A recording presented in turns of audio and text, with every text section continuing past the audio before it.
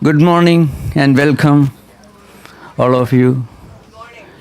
Yeah, thank you once more. Another year has come. So now, to begin with, Swami Veetamohananda ji, who is the head of our center, Vedanta Center in Paris, Gretz, which is a branch of the Ramakrishna mission. He will chant some devotional songs, and after that we will have meditation for 5 minutes, and then Swami Vedananda ji will give the welcome address. So first I request Swami Veetamohananda ji to come and present his devotional music. Thank you. I shall sing 2 songs. One song depicting as how the cosmos expresses itself. The second song, how the entire manifestation is so very sweet for all of us. Both songs are in Sanskrit.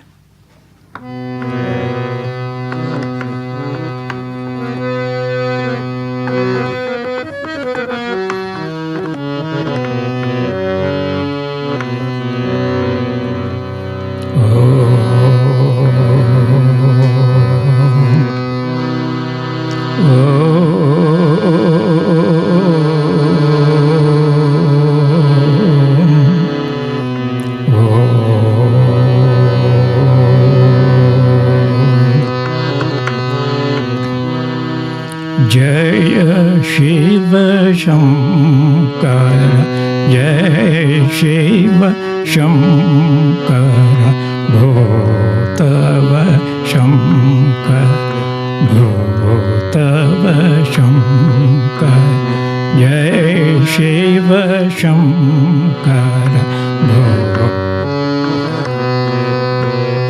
Bhasma Vilepana,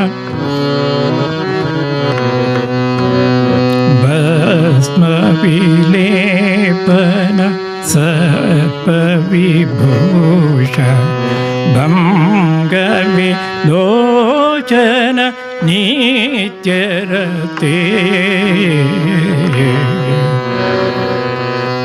Bhanga Vilochana Nityarate Jai Shiva Shankara, Jai Shiva Bhasma Vilepana, Bhasma Vilepana, Sarpa Vibhushana, Sarpa Vibhushana, Bhanga Vilochana Nityarate. Jai Shiva Shankara. Smashana Charana, Smashana Charana, Papa Vimochana, Smashana Charana, Papa Vimochana, Tapa Vikandana, Shuddhamate.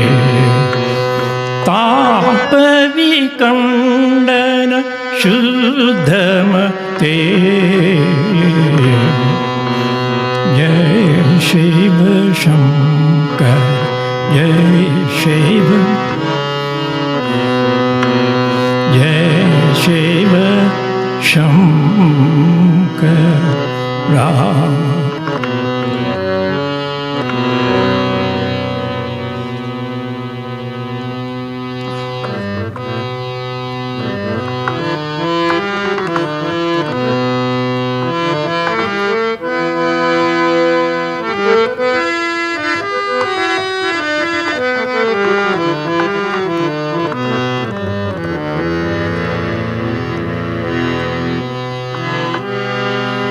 Madhuram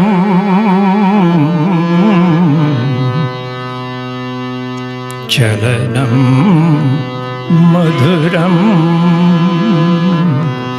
चलनं मधुरं हसितं मधुरं हसितं मधुरं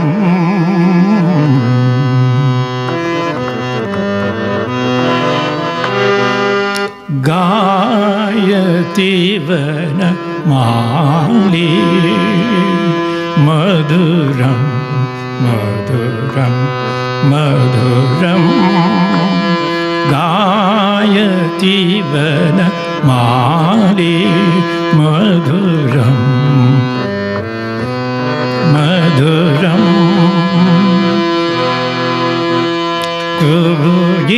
कुबुजितशुकपिक कुबुजितशुकपिक मुखखगकुञ्जे कुबुजितशुकपिक मुखखगकुञ्जे कुटिलालक बहु नीरद कुञ्जे गायति वनं मधुरं गायति वनं मधुरं मधुरं मधुरं तुलसी धाम विभूषण हारी तुलसी धाम विभूषण जलज भवस्तुत सद्गुणशौरी गायति वनं मधुरं मधुरं मधुरं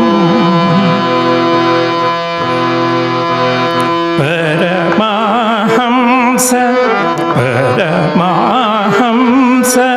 हृदयोत्सवकारी Paramahansa हृदयोत्सवकारी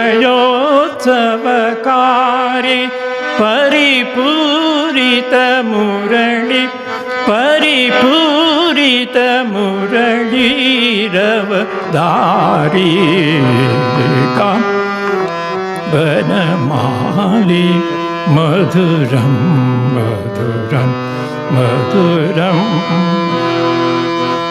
Paramahansa हृदयोत्सवकारी Paramahansa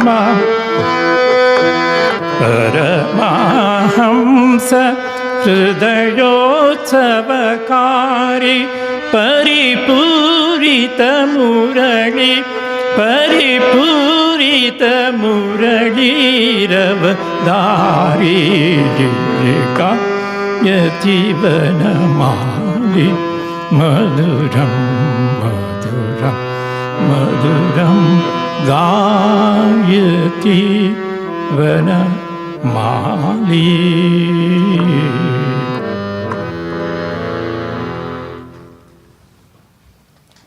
Om Shanti Shanti Shanti Hari Om Om peace peace peace. After this, Swami Vedananda ji will introduce the speakers, and then there will be an introduction of the topic that we are going to discuss today. But before that, in our ancient Vedic Hindu Vedantic tradition, all important events and ceremonies, any spiritual activity will always begin with a symbolic presentation of Omkara in the form of blowing the gong. So today we are going to discuss a very important topic relevant to our times. It's a very auspicious day for us. So I would request Steve Satyavan Krolik to come here and perform that auspicious ceremony. which is normally what we do just the beginning of any important discussion. After praying to God, we do this. Please.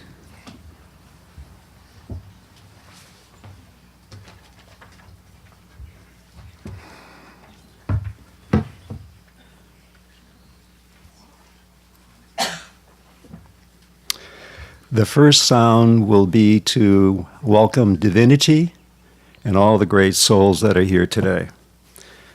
The second sound will be for self-liberation and inner freedom. The third sound will be for Mahadevi, all women and all children. Thank you.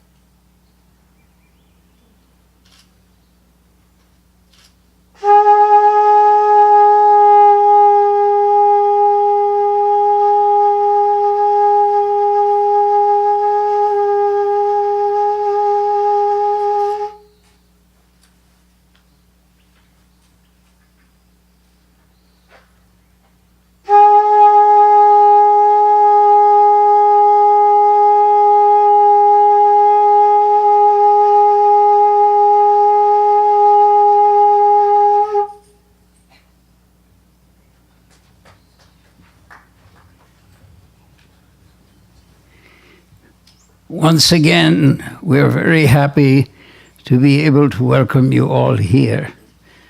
This is the high point, you could say, of our liturgical year as far as the Vedanta Society is concerned. The whole society and many of its members have put in tremendous effort and tremendous dedication to make these facilities ready for this day and to be able to welcome you all here. This it's customary to say a few words about this retreat before introducing the speakers. This retreat is a part of the Vedanta Society of Northern California, which is a branch of the Ramakrishna Mission of India. The society was founded by Swami Vivekananda in 1900. Swami Vivekananda being the prime exponent of the philosophy of Vedanta that came to the West for the Parliament of Religions in Chicago in 1893. And he founded this society when he came to San Francisco on his second trip to the West in 1900.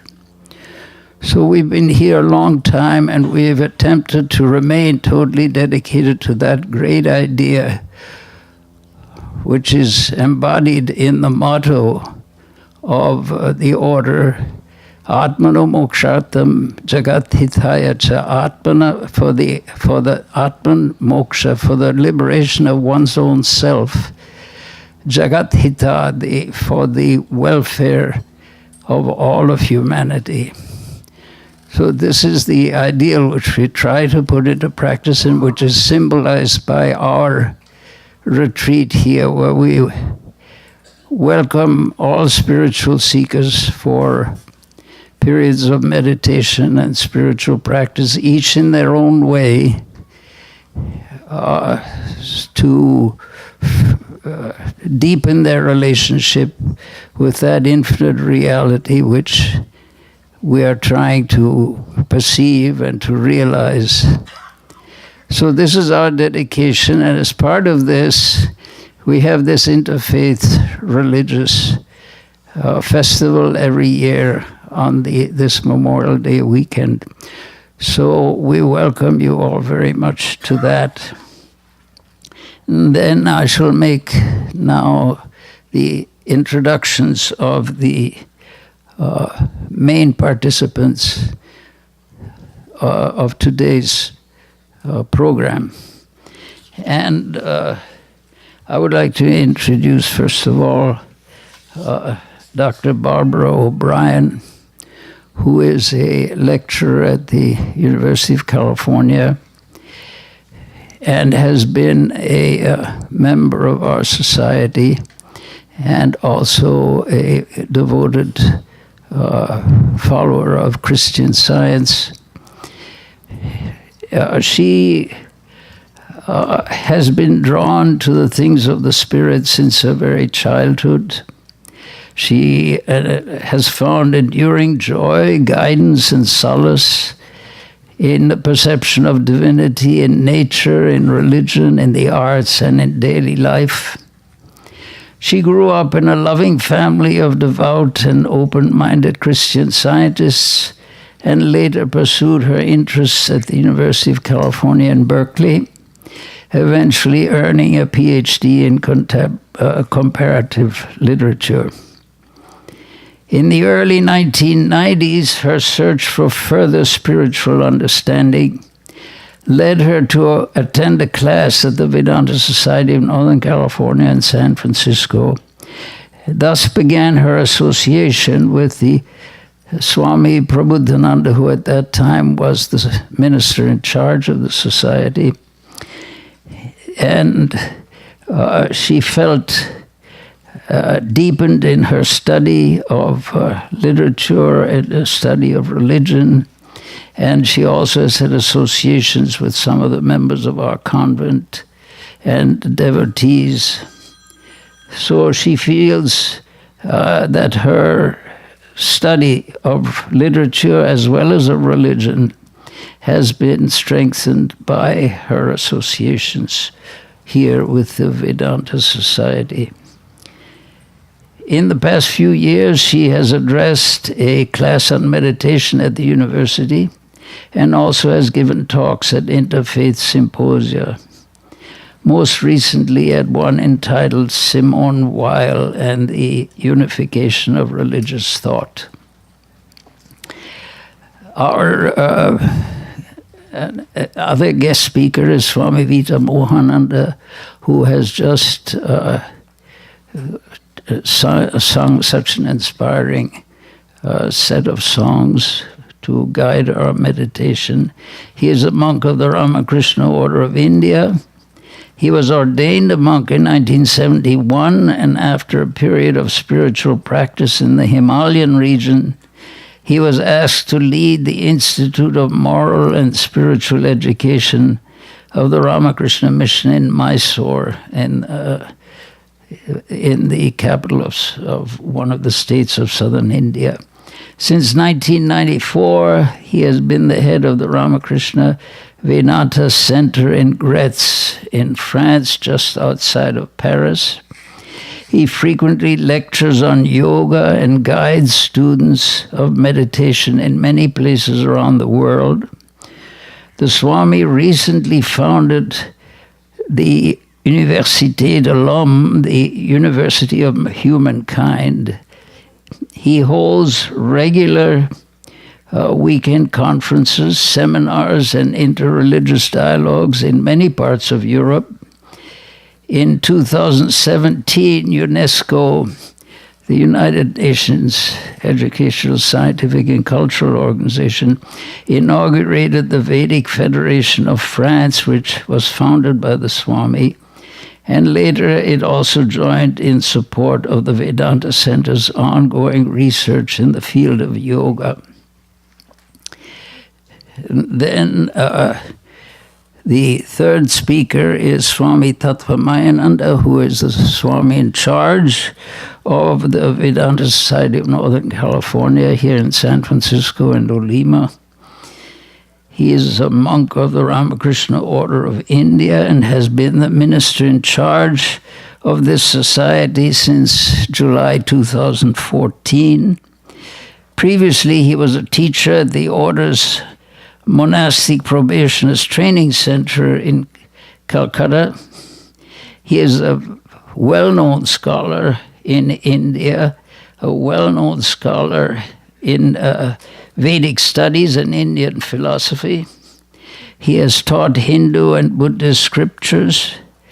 as well as having served as editor and writer in various capacities in the order. In January 2012, he came to San Francisco as an assistant minister and succeeded in charge of the Vedanta Society in 2014. His university education emphasized, though he was trained since very early childhood, thoroughly and completely in a traditional way in Sanskritic studies and Vedic literature. His actual university education is specialized in the study of the history, the modern history of Europe, the philosophies of the present age, and literature, European literature.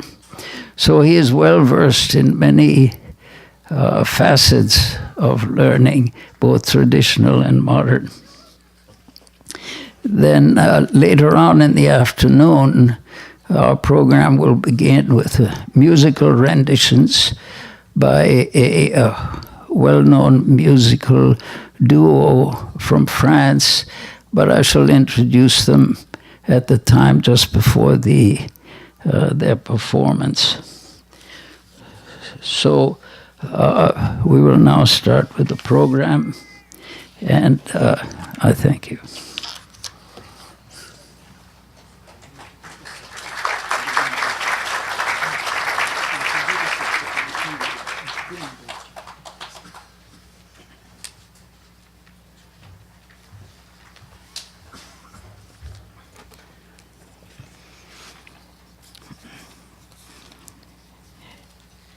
What I'm going to recite is a very ancient Sanskrit verse which focuses on interfaith, interspirituality, and interreligious dialogue.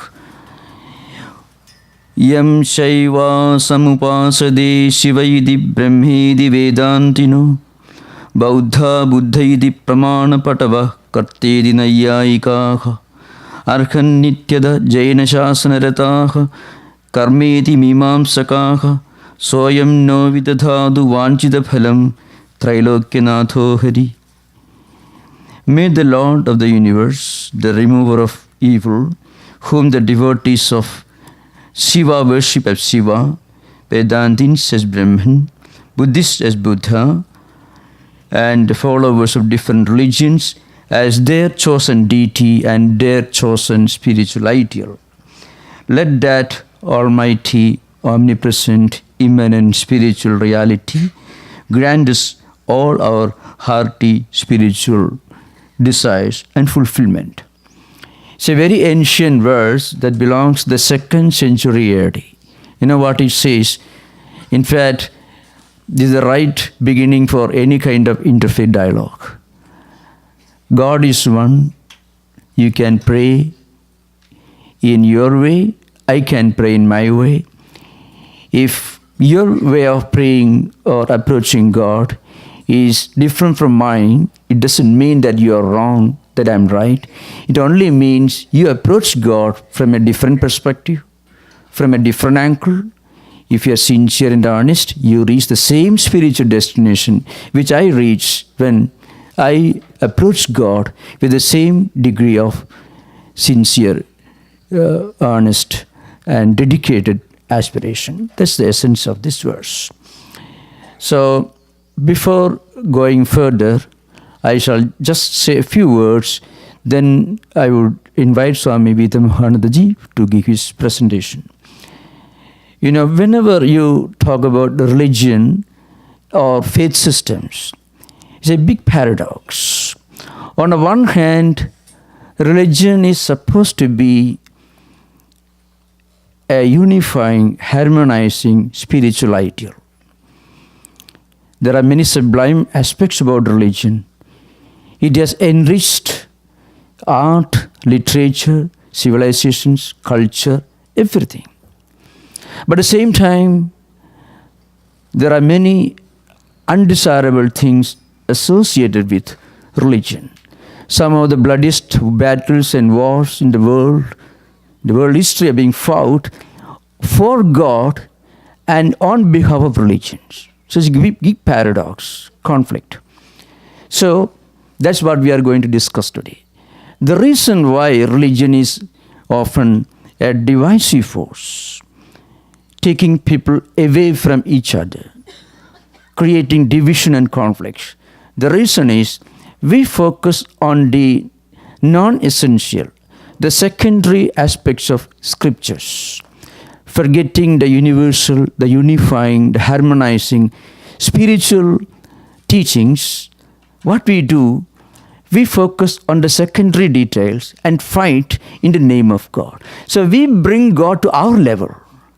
If we are evil, if we are jealous, if we are prone to fighting with others, then we conceive of God as a mighty warrior who is ready to fight on our side against our enemies. So Vedanta presents a different concept of God. Vedanta tells you that when you reach your highest spiritual evolution, you realize and you experience the presence of God in our own hearts and the presence of the same God as the omnipresent divine reality everywhere. So that makes you love your neighbor, not because you are afraid of God, but because by loving your neighbor, you are loving yourself. By hurting your neighbor or hurting another person, we are spiritually hurting ourselves. So this concept of spiritual unity and oneness of existence, looking upon the whole humanity, the whole creation as one spiritual family, is the essence of Vedantic concept of interfaiths. So, to begin with, I request Swami Veetamohananda ji Maharaj to come and give his presentation. He will speak elaborately on interfaith movements, the recent trends in interfaith conversations in Europe. He has been closely associated with this sublime concept of interfaith unity all over Europe. So I request Swamiji to come and give his presentation. Thank you. Namaskar.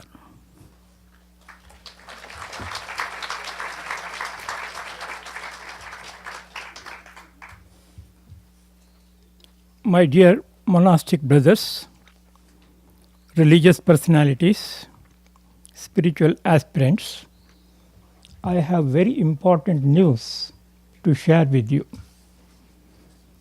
First, I will begin with the hot news. You will be surprised what it is.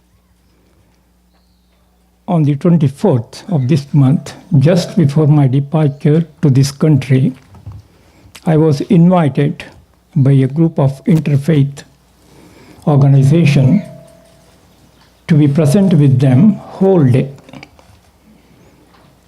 I knew them since long time.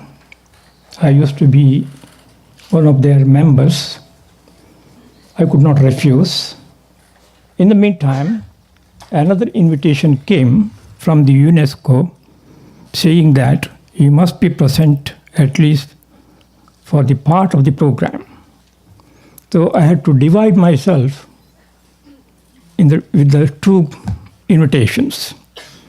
In the morning, I went to the Christian convent organized by the Benedictines. So we had a subject to reflect upon. It was compassion. Amongst us, there were Buddhists, there were Sufis, there were Catholics, Protestants. Perfectly all right. We were in perfect harmony, in perfect understanding. So we tried to reflect upon the subject, what is called the compassion. Compassion is common to all religious traditions.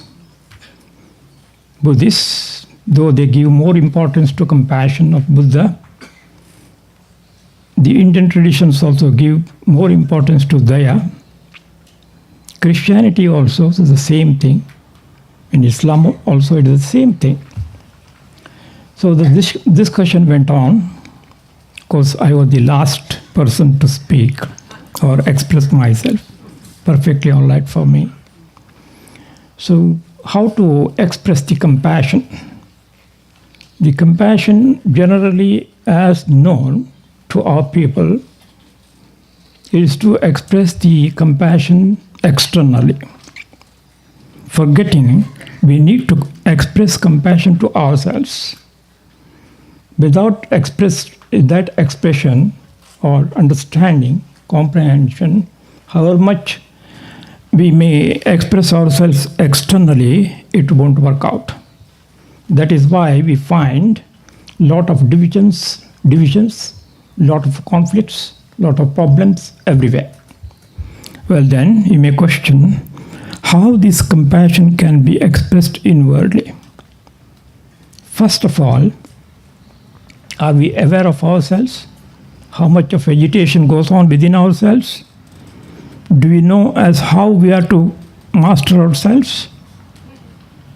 As how to transform this agitation, inner agitation, and conserve the energy and utilize the energy for the progressive life?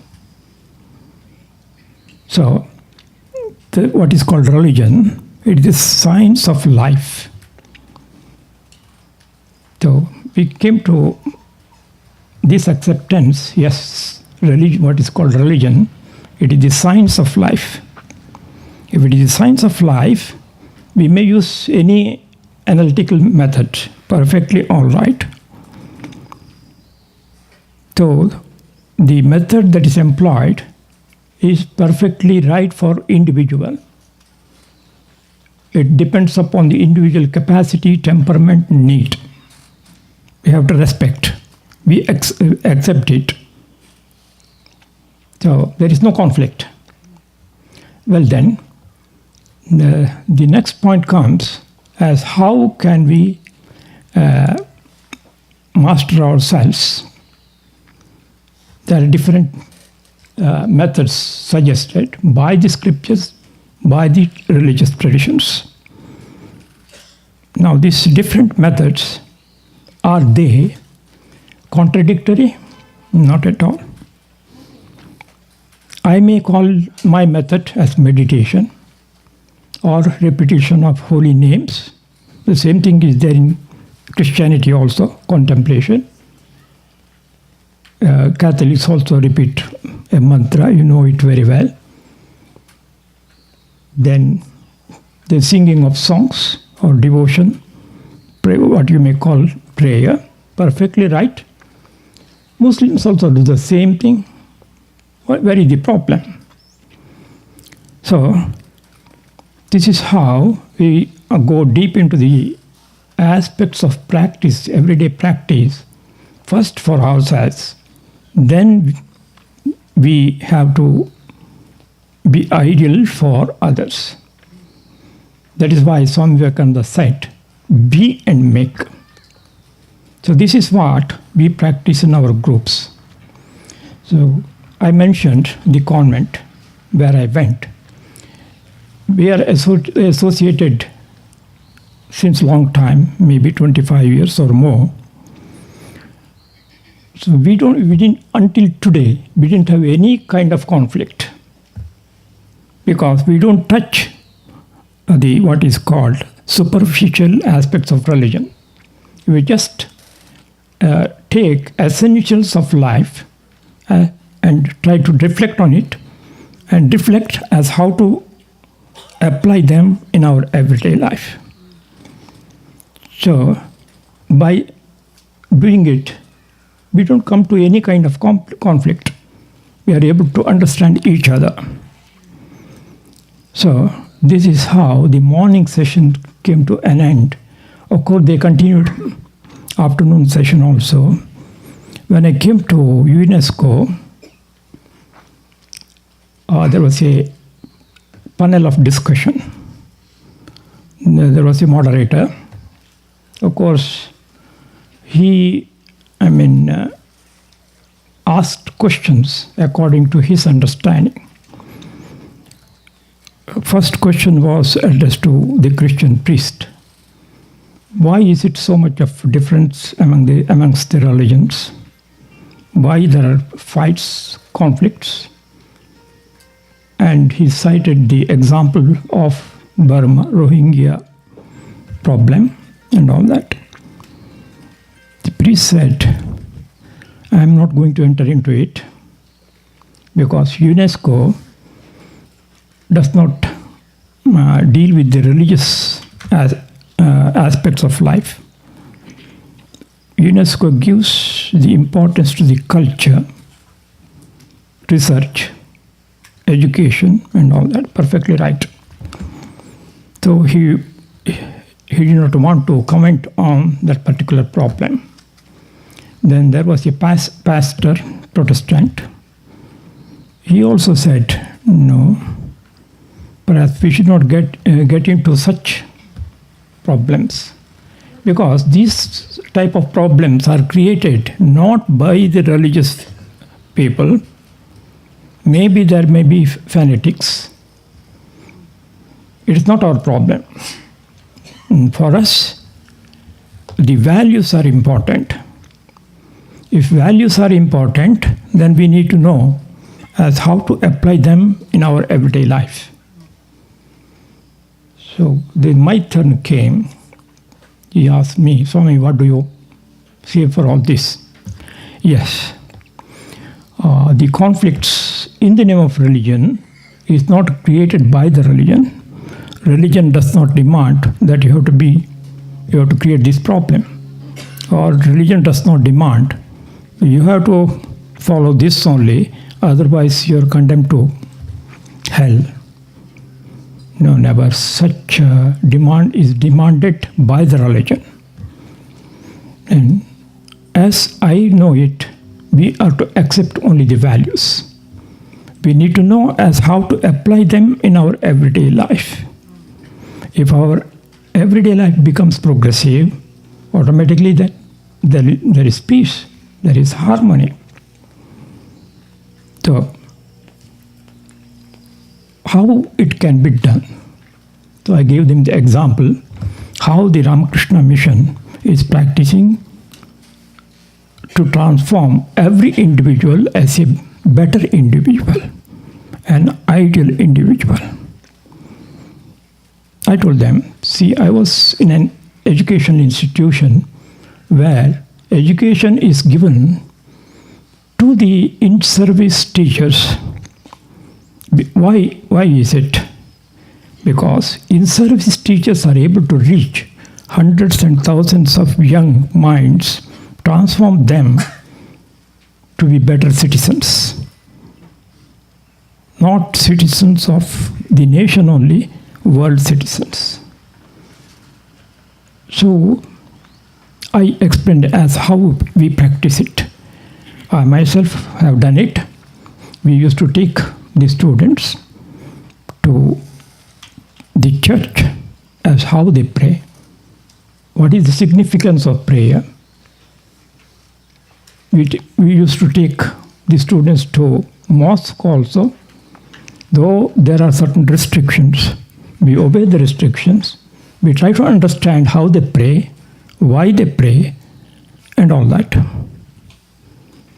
Well, as far as Hindu tradition concerned, we are always there. We present the possible methods to the students. So this is how we have been able to propagate the harmony of religious ideas among the teachers and also the taught. So it has a tremendous effect. We have these students who have been educated all over the world. They don't enter into religious conflicts. They don't create any such problems. Well, now, another aspect comes.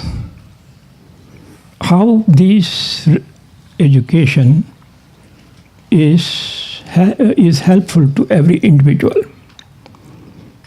As all of you know, education is the perfection of the potentialities of every individual, as Swami Vivekananda mentioned it.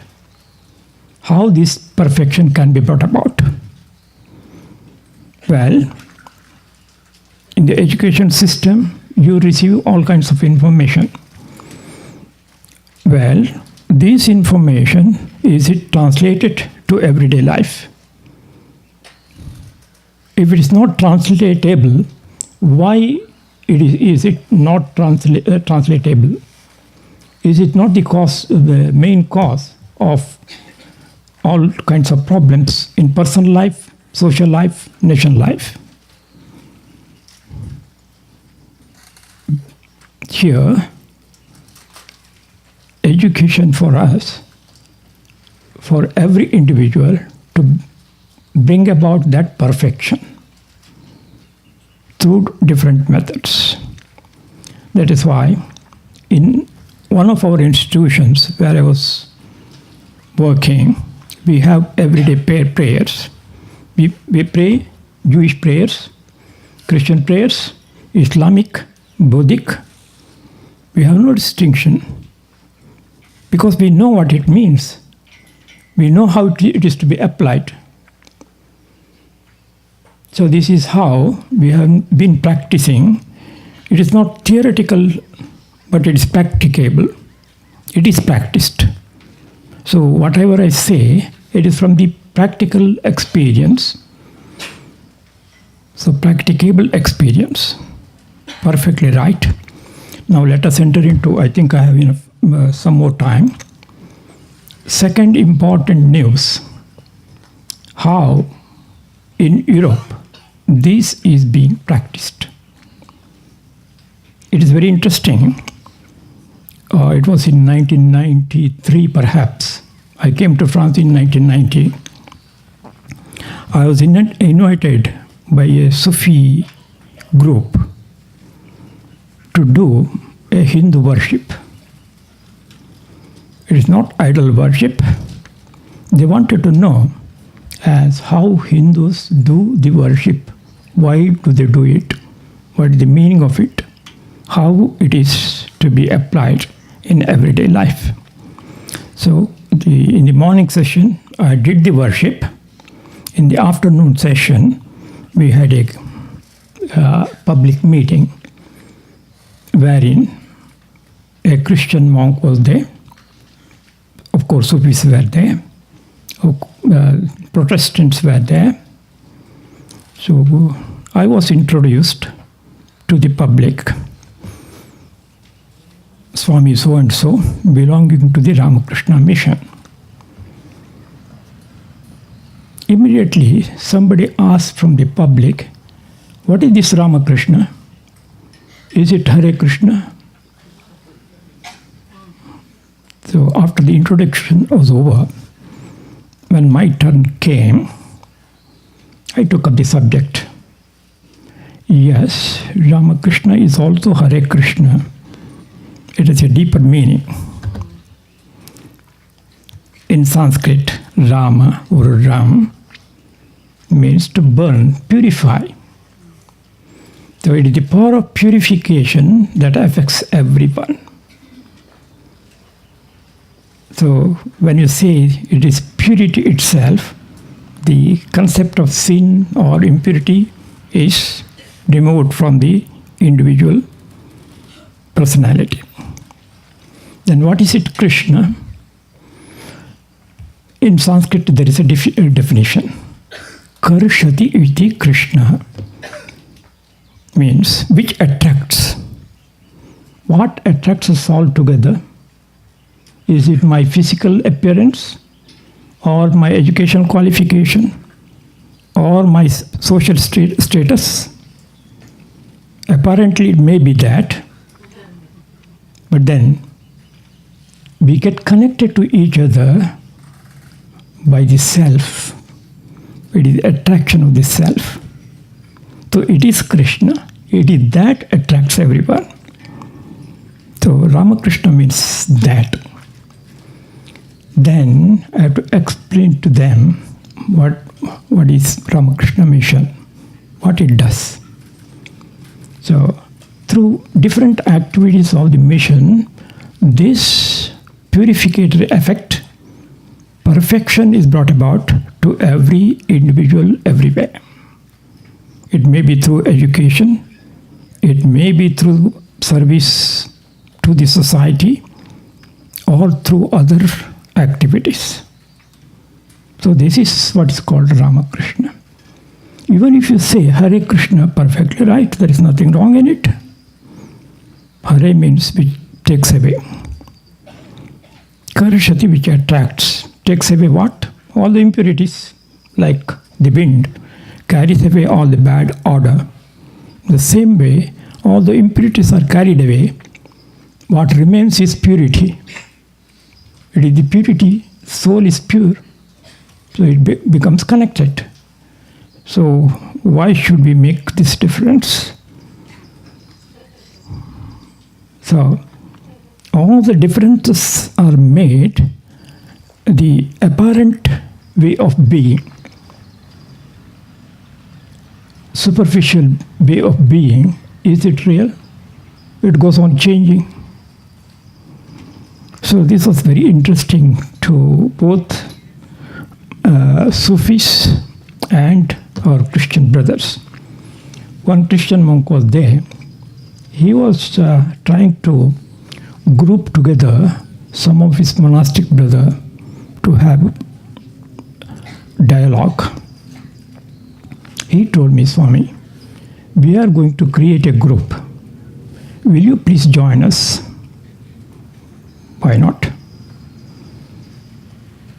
For us, there is no problem. I accepted. So in the beginning, we used to meet together in different monasteries, Christian monasteries, either convents or monasteries. So they found out I am not a problematic person. So they started inviting me to go to their monasteries and spend some time with them. So I used to go to different monasteries and stay and share. They used to treat me like one of them. Take, for example, if I go to a monastery, the abbé, the chief monk, used to make me to sit near him, give me special dishes. Why? We are attracted to each other by heart. So here comes the importance of the heart. So this is how we have been practicing. Now that developed into what is called to other countries of Europe as well. For example, in Belgium, there is a big monastery. They got interested. So they started exchanging views. And then there are Sufis. They also got interested. They started coming to our place. So we have very good understanding. Also Sufis, they invited me to their place. For example, in Turkey, Istanbul, there's a Sufi group. They invited me. I stayed with them. They made all special arrangements for food, lodging, everything. Can you imagine Sufis or Islamists accepting a different tradition? We didn't have any problem. So, you see, where there is heart, where is that attraction that unites us. This is an important factor of religious practices. Well then, it is not stopped there. We organize what is called Interfaith meeting every year. We invite Christian monks, priests, Protestants, of course nuns, and then Buddhists, both monks and nuns, they come and stay in our ashrama. We have 2 days program. Every tradition has its place, respected. Every method is presented. So there is no conflict. For example, the Christian monk, whom I know very well from the very beginning, he is very kind, friendly with me. He says, Swami, your shrine room is very peaceful. I would like to conduct the Mass there. Perfectly all right. He conducted the Mass in the chapel. Where is the problem? So, you see how the heart brings us all together, gives us the right understanding. So, here, when the hearts are united, there is no room for any kind of problem, difficulties. And then, I give another example. These Christian monks of different monasteries and nuns, they told me, Swami, you would like to visit India. Can you do something for it? Said I, yes, certainly. So I accompanied them 2 times. First visit was, I don't remember the year, we went northern part of India, right from Haridwar or Rishikesh, right up to Benares, Saranath, and came to Belur Math, our headquarters. All the way, or everywhere, they stayed in our ashramas. They were looked after like one of us. They were very happy. So, where comes here any problem? This, our relationship, our understanding continues even up to today. Second time also they told me, Swami, we need to go southern part of India. Perfectly all right. We went to Chennai, went to Madurai. Perhaps you might be knowing, near Madurai, there is a ashrama started by one Swami Abhishektananda. He was a French Benedictine monk, went to India. He got attracted by the teachings of the Upanishads, and he wanted to embrace monasticism according to Indian tradition. One Swami Jnanananda initiated him into monastic order. That is how he became Abhishektananda. That is why many of the monks, Benedictine or Catholic monks and nuns, are attracted to this way of being. They wanted to visit that ashrama. It is called Shanti Ashrama. It has branches also. They wanted to visit all the branches. We traveled together. Wherever it is possible, they all stayed with us in our ashramas. No problem. Not only the Catholics, also Orthodox Christians joined us. But no problem, no conflict. Where there is heart, there is no place for any kind of problems, difficulties, or whatever it is. Well then, do I have enough time? I'll stop.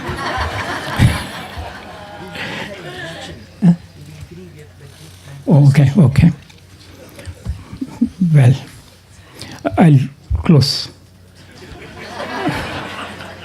I've got a long list. So, see, even now, we meet together, we discuss together. On the 24th May, when I went to the convent, one of the sisters, he is 90 now, she told me, Swami, I'm free-filled. I cannot express myself. Perhaps it's time for me to go away from this world, but you are in my heart. say in the religious life, what's called this heart is an important factor, which is emphasized both by Buddha, Jesus, and all other great personalities. So with it, there is no conflict, no problem. We all can live together without any kind of difference, distinction of color or race or whatever it is. Thank you all. Thank you.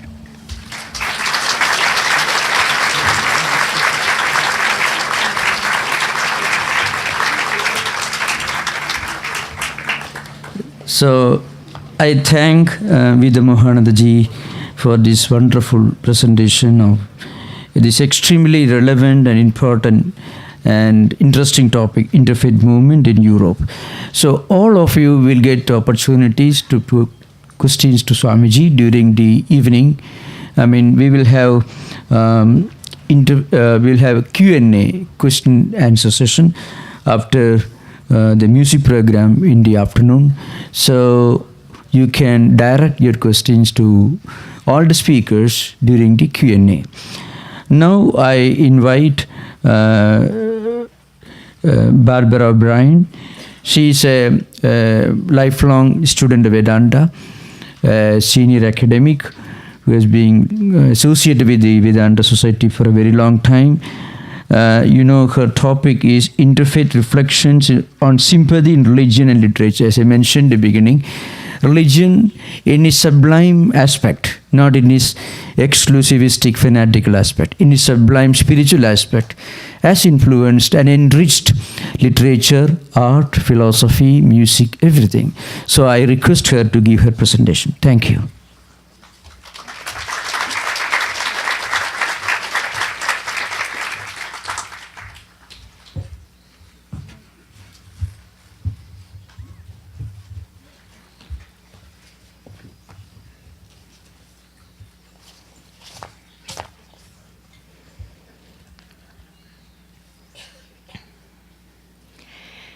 May Brahman protect us. May he nourish us. May we work together with great energy. May our study be vigorous and fruitful. May love and harmony dwell amongst us. Om. Peace, peace, peace. Revered Swamis, revered Pravrajakas, cherished and respected members and devotees of the Vedanta Society, and honored guests. I'm wondering if this should be just a little lower. There, thank you. What a privilege it is to be here with you today. The prayer I started with is one I used to hear Swami Prabodhananda, the founder of this yearly festival, chant beautifully in Sanskrit and then translate at his Friday evening classes held at the Old Temple of the Vedanta Society in San Francisco. And it has felt to me that we have been nourished all this weekend, and our study has been so vigorous and fruitful in stirring thought. And really, the love and harmony have been palpable this whole month, especially for those of us who've been able to attend the Karma Yoga days in preparation for today. I'm going to give first a brief sketch of my understanding of the term interfaith, touching on my own tradition, Christian Science, and some of its shared beliefs with Vedanta. And then explain by focusing on the lives and work of 4 women, Mary Baker Eddy, Emily Dickinson, Sarada Devi, and Simone Weil, some of what I mean by sympathy in true religion and literature. A power to mitigate what the writer Joseph Conrad called the horror, increasingly confronting us today. So first, An early source of my understanding of the interfaith tradition was gleaned from Aldous Huxley's classic, The Perennial Philosophy. And all the books I mentioned, by the way, are available in the bookstore. This book was first published in 1945. It grew out of Huxley's close association with Swami Prabhavananda, the great teacher at the Hollywood Vedanta Society. When it appeared, it made little sense to the literary critics, who missed the satirical edge in many of Huxley's earlier novels. But the book articulates the enormous discovery for the author that all religions have a common basis in direct mystical experience. The experience of oneness between the Supreme Spirit and everyday empirical reality. What Huxley calls a unitive knowledge of the divine ground. Mysticism over the ages embodies the great Upanishadic truth, Tat Tvam Asi, thou art that, which can mean that the thou each of us is at the same time the that, or infinite Brahman, the eternal cause, the unchanging existence, consciousness, and bliss, or Satchidananda. The perennial philosophy affirms that the transcendent is also immanent, abiding, and that it interpenetrates our conditioned lives. Huxley writes, the spiritual absolute, ineffable in terms of discursive thought, is susceptible of being directly experienced and realized by those who die to self and so make room, as it were, for God. On page after page, he documents records of this unitive knowledge in passages from religious, philosophical, some literary, and other texts from various traditions and times. The poet Kabir declares, for example, Benares is to the east, Mecca to the west. But explore your own heart, for there are both Rama and Allah. And the great English mystic poet and painter of the late 18th and early 19th centuries, William Blake, writes, to see a world in a grain of sand and a heaven in a wildflower, to hold infinity in the palm of your hand and eternity in an hour.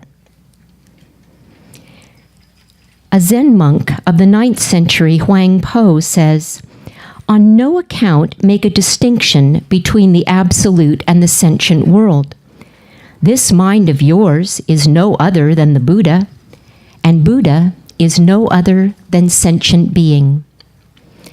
And in a Hindu classic, we find, like the bee gathering honey from different flowers, the wise person accepts the essence of different scriptures and sees only the good in all religions. Thus, each tradition can help those who are drawn to it to know and draw closer to God. When I first read Huxley's book some years ago, it powerfully confirmed my intuition that I soon found so perfectly stated in the Vedas. Truth is one. Sages call it by different names. I think my particular upbringing in Christian Science and exposure to many great works of art and literature, as well as to nature, helped me respond almost immediately to Vedanta's teachings and to the ideas from different cultures represented in Huxley's book. Christian Science, to me, is one of the universal, timeless teachings. Like Vedanta in a sense, in that it includes ideas that are also found in Sufism, Mahayana Buddhism, and the Kabbalah and Zohar. I will give a thumbnail sketch of its teachings, and first of Mary Baker Eddy's journey of discovery of this eternal divine science. Mary Baker was born on a farm in New Hampshire in 1821, the youngest of 6 children.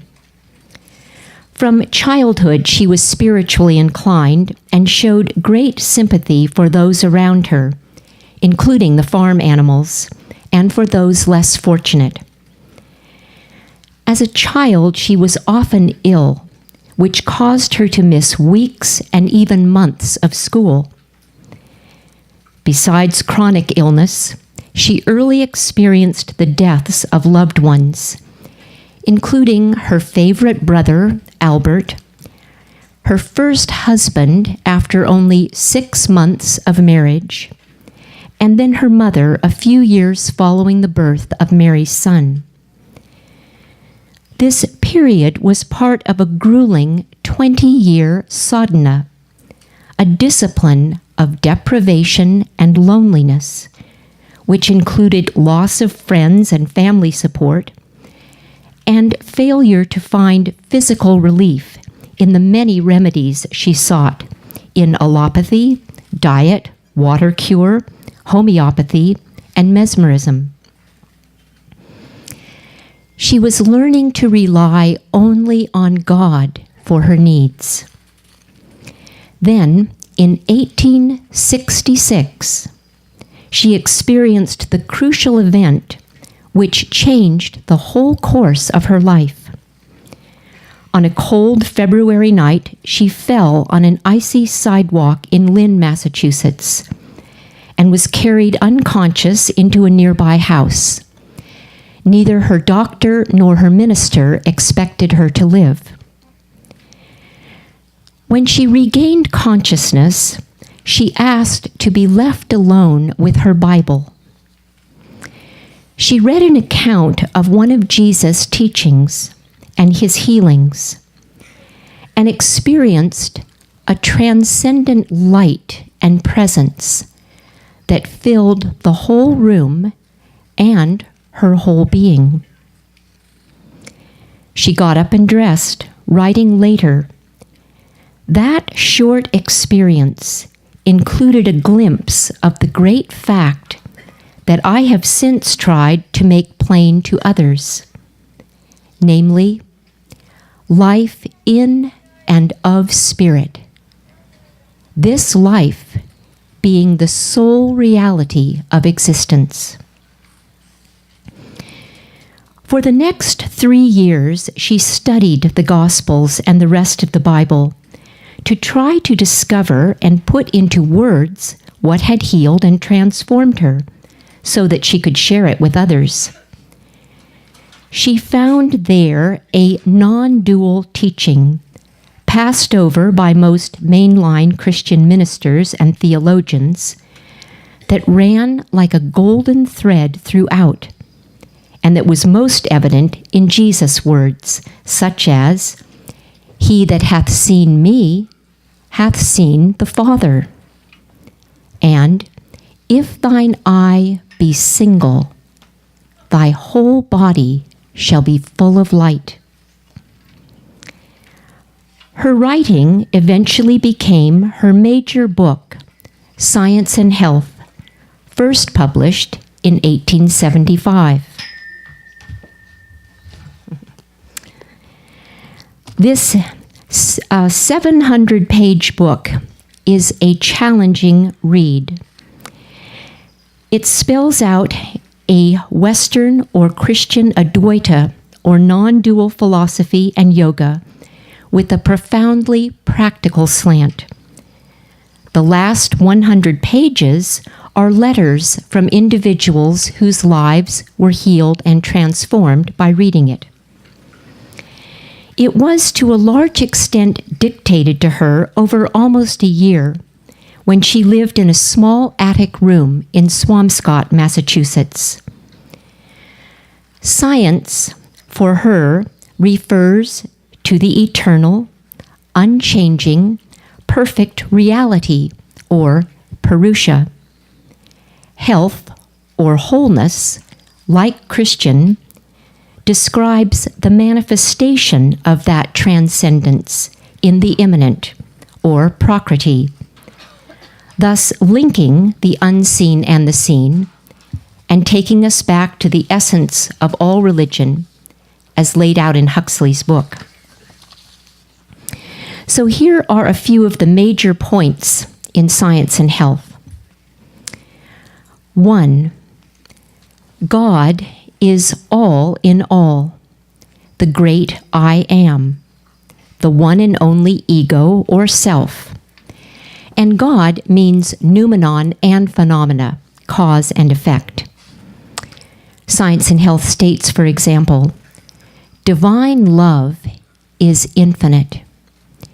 Therefore, all that really exists is in and of God and manifests His love. 2. Despite appearances, despite all the 5 sense testimony to the contrary, Christian Science maintains that man and the universe are the perfect manifestations now of their perfect original.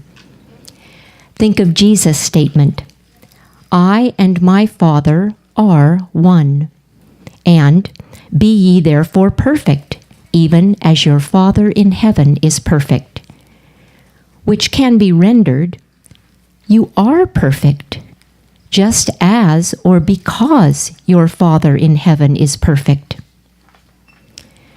3.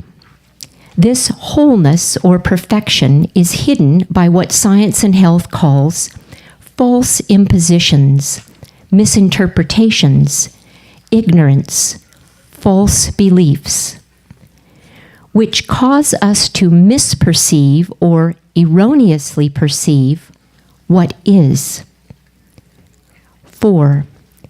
Through adherence to the truth of God's allness and of each one's identity in and of that one Spirit or divine being, it is possible to wake up from the dream or illusion of a life apart from God and even experience healing. Jesus said, Ye shall know the truth, and the truth shall make you free. 5, and last, the practice of obeying, of living as best we can the 2 great commandments, to love God with all our heart, soul, and mind, and to love our neighbor as ourself. That is the endeavor to see all as it is, rather than according to our conditioned reflexes and material sense judgments.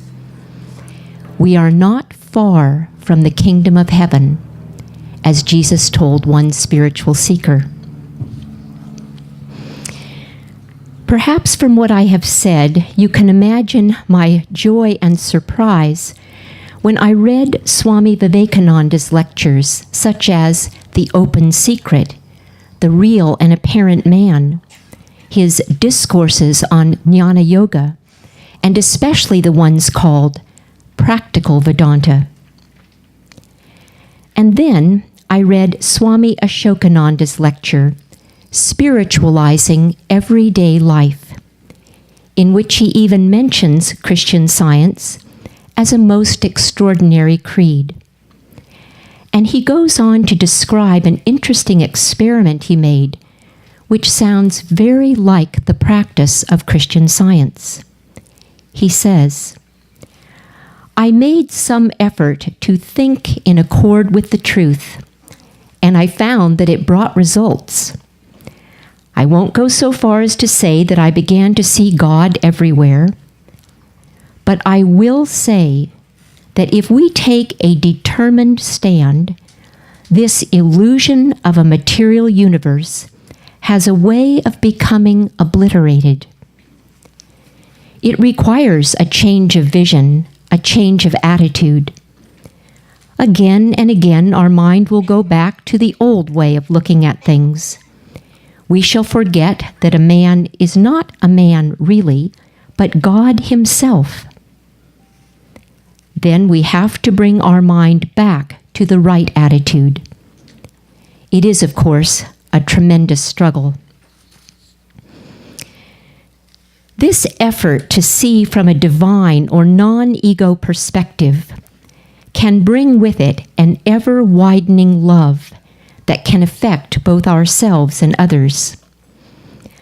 I am thinking of Ramakrishna, on whose back appeared welts when someone was being beaten, and who once felt the pain of the grass when it was walked on. Or of Jesus, who was so often moved with compassion for the suffering multitudes who thronged him. Or of Swami Vivekananda, who wept for India. An early edition of Science and Health refers to an expansive benevolence, which well describes this sympathy, a natural expression of consciousness that has stepped out of personal concern and that affects the phenomena. How can it not, since noumenon and phenomena are one? And this sympathy is described in many sacred and literary texts. Listen to these prayers of the Buddhist saint Shantideva. May the gods protect the sleepers, the insane, the heedless, the ones in danger in pestilent forest and the like, the helpless, whether young or old. Let the sick be well. Let all be freed from bondage. May the blind behold forms.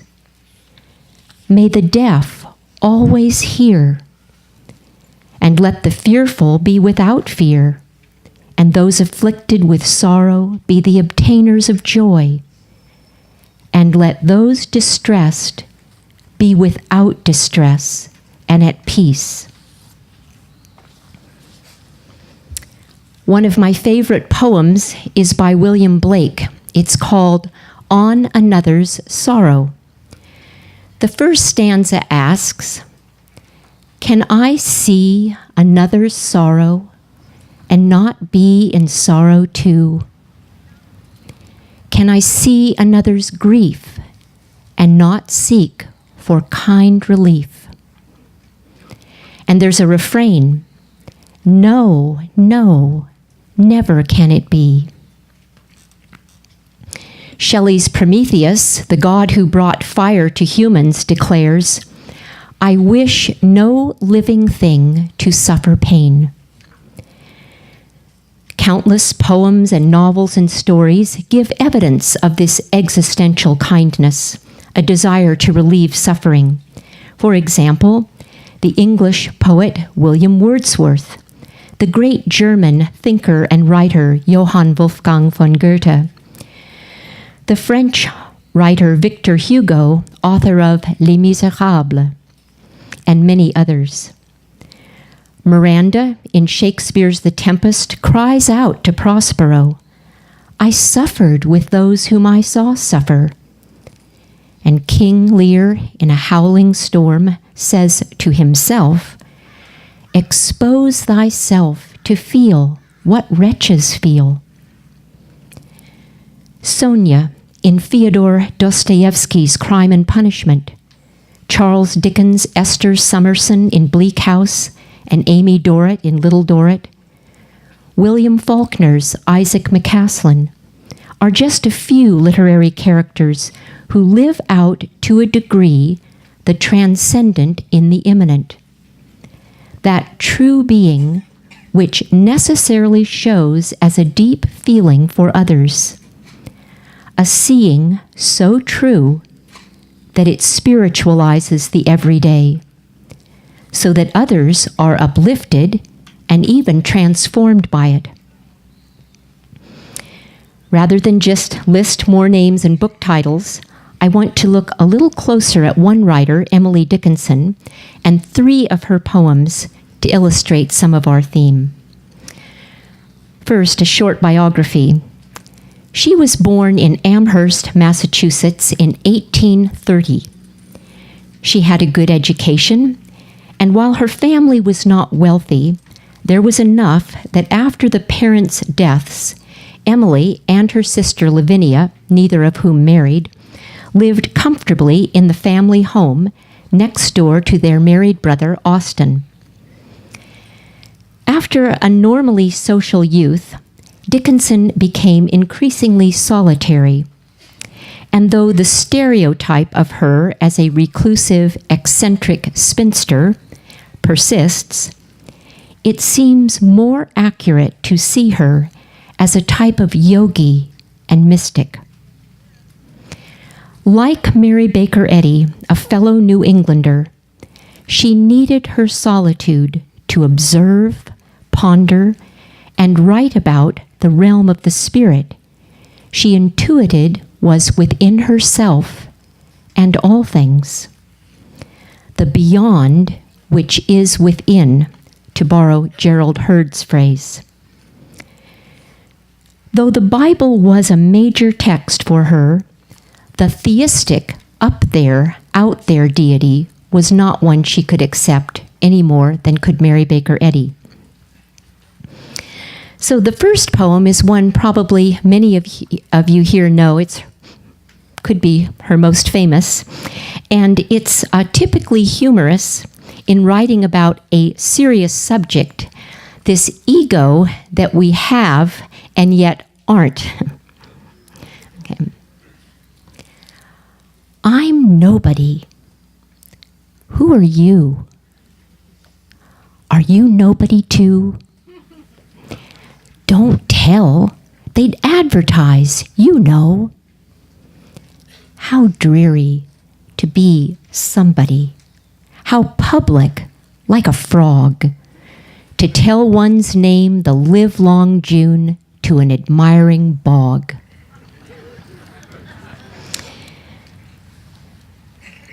A student came up to me after class once, after we had read and talked about the poem, and beseechingly asked, how can she say that?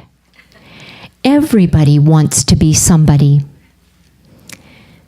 The student could feel Dickinson's freedom from that yearning for name and fame, from the self-concern and peer pressure and stress to be somebody we all labor under. Of course, such freedom comes from standing, at least at times, on that divine ground Huxley writes about. And it's hard won.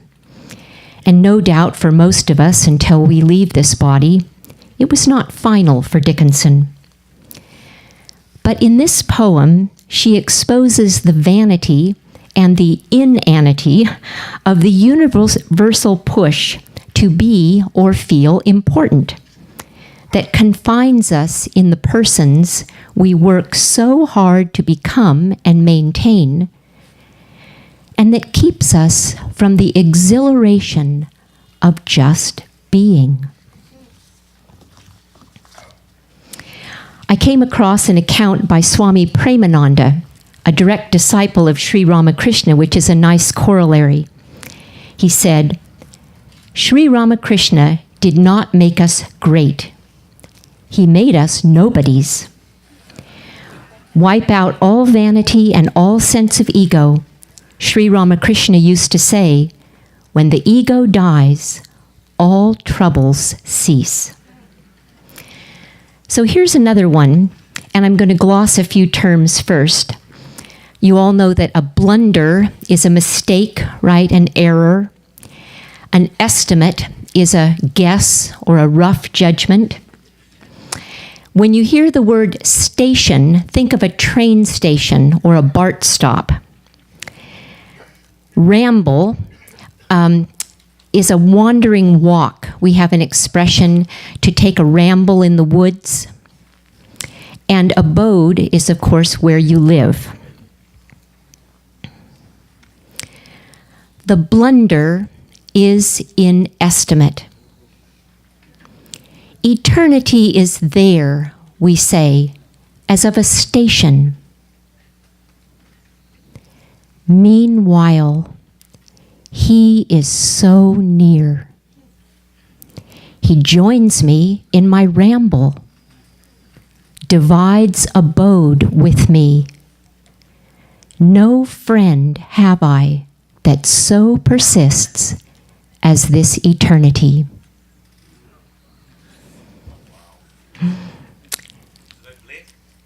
Emily Dickinson. In a letter, Dickinson wrote, "I find ecstasy in living. The mere sense of living is joy enough. To be alive is power, omnipotence enough." People often associate Emily Dickinson with sentiment, flowers and birds, and also with morbidity, death, and the grave.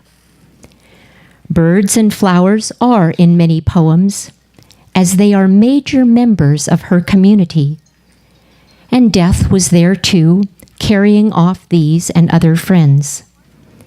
The words grief, despair, madness, terror are in her poems, which face what she called the cellars of the soul, the basement where you keep your junk, and address the subterranean freight we all lug about.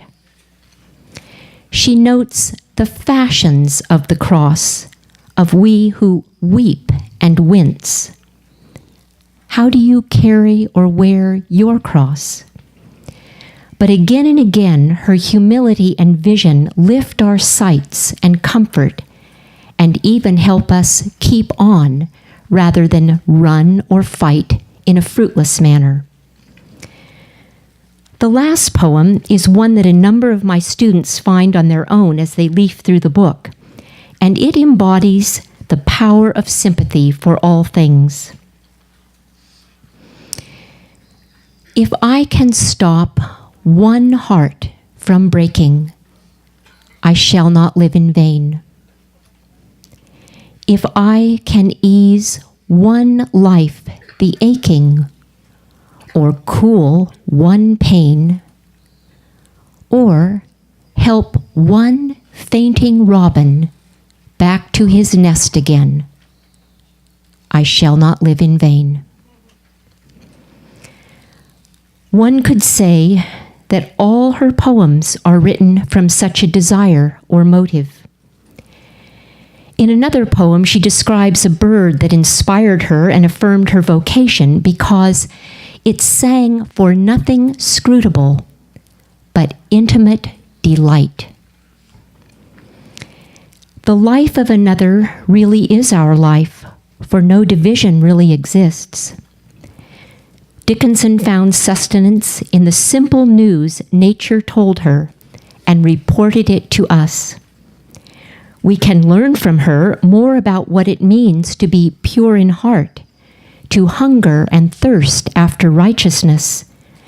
In short, more what it means to be blessed, to be the children of immortal bliss. She lived at the intersection of the invisible and the visible, and her last written words were on a little scrap of paper to her cousins, simply, "Little cousins called back." In the Bhagavad Gita, Sri Krishna tells Arjuna that the highest yogis are the ones who burn with the bliss and suffer the sorrow of every creature within their own hearts, making their own each bliss and each sorrow. The Gita suggests that all of us are capable of this identification. And in this last part of my talk, I'd like to look a little further into this power of sympathy that comes out of spiritualizing everyday life by focusing on Sarada Devi, Ramakrishna's wife, and Simone Weil, whom the French writer André Gide called the most truly spiritual writer of the 20th century. Sarada Devi, an outwardly simple woman who did not have much education and was certainly not worldly wise, had in the words of the Dhammapada, "The power of love no army can defeat." How is she able to manifest such power, such love? She grew up in a very religious, not wealthy family in a village in rural India in the mid-19th century, and as was customary then, married at an early age, though she and Ramakrishna did not live together as man and wife in the ordinary sense. Rather, being naturally deeply spiritual, she regarded him as God, and he in turn saw her as the Divine Mother, and carefully prepared her to carry on his mission, which she did for several decades after his passing. To me, Sarada Devi embodies the lines of the Sutta Nipata. Just as a mother with her own life protects her child, her only child, from harm, so within yourself let grow a boundless love for all creatures. Let your love flow outward through the universe to its height, its depth, its broad extent. A limitless love without hatred or enmity. Then, as you stand or walk, sit or lie down, strive for this with a one-pointed mind. Your life will bring heaven to earth. I've often tried to think about or imagine how many miles Sarada Devi walked, how many hours she stood listening to Ramakrishna singing and talking to the devotees, how many hours she sat in meditation or at work or listening to those who came to see her, how few hours she lay down to rest or when ill. And all that time she was expressing that love that brings heaven to earth. She was offering consolation and relief to recordless numbers who could not find comfort anywhere else. It helps me to know that she prayed to not see the faults of others, and that prayer was answered. Learn to make the whole world your own, she advised, because, in fact, it is. Utterly different in so many ways from Sarada Devi, Simone Weil, in essence, has much in common with her and with the other women, Mary Baker Eddy and Emily Dickinson, mentioned so far. Simone Weil was born in Paris in 1909 and reared in a warm and pleasant, secular Jewish household. She was a brilliant student, and after graduating from the École Normale Supérieure, went on to various teaching posts until her increasing ill health, her unconventional views about nearly everything, and at last her Jewishness prevented her continuing in that profession.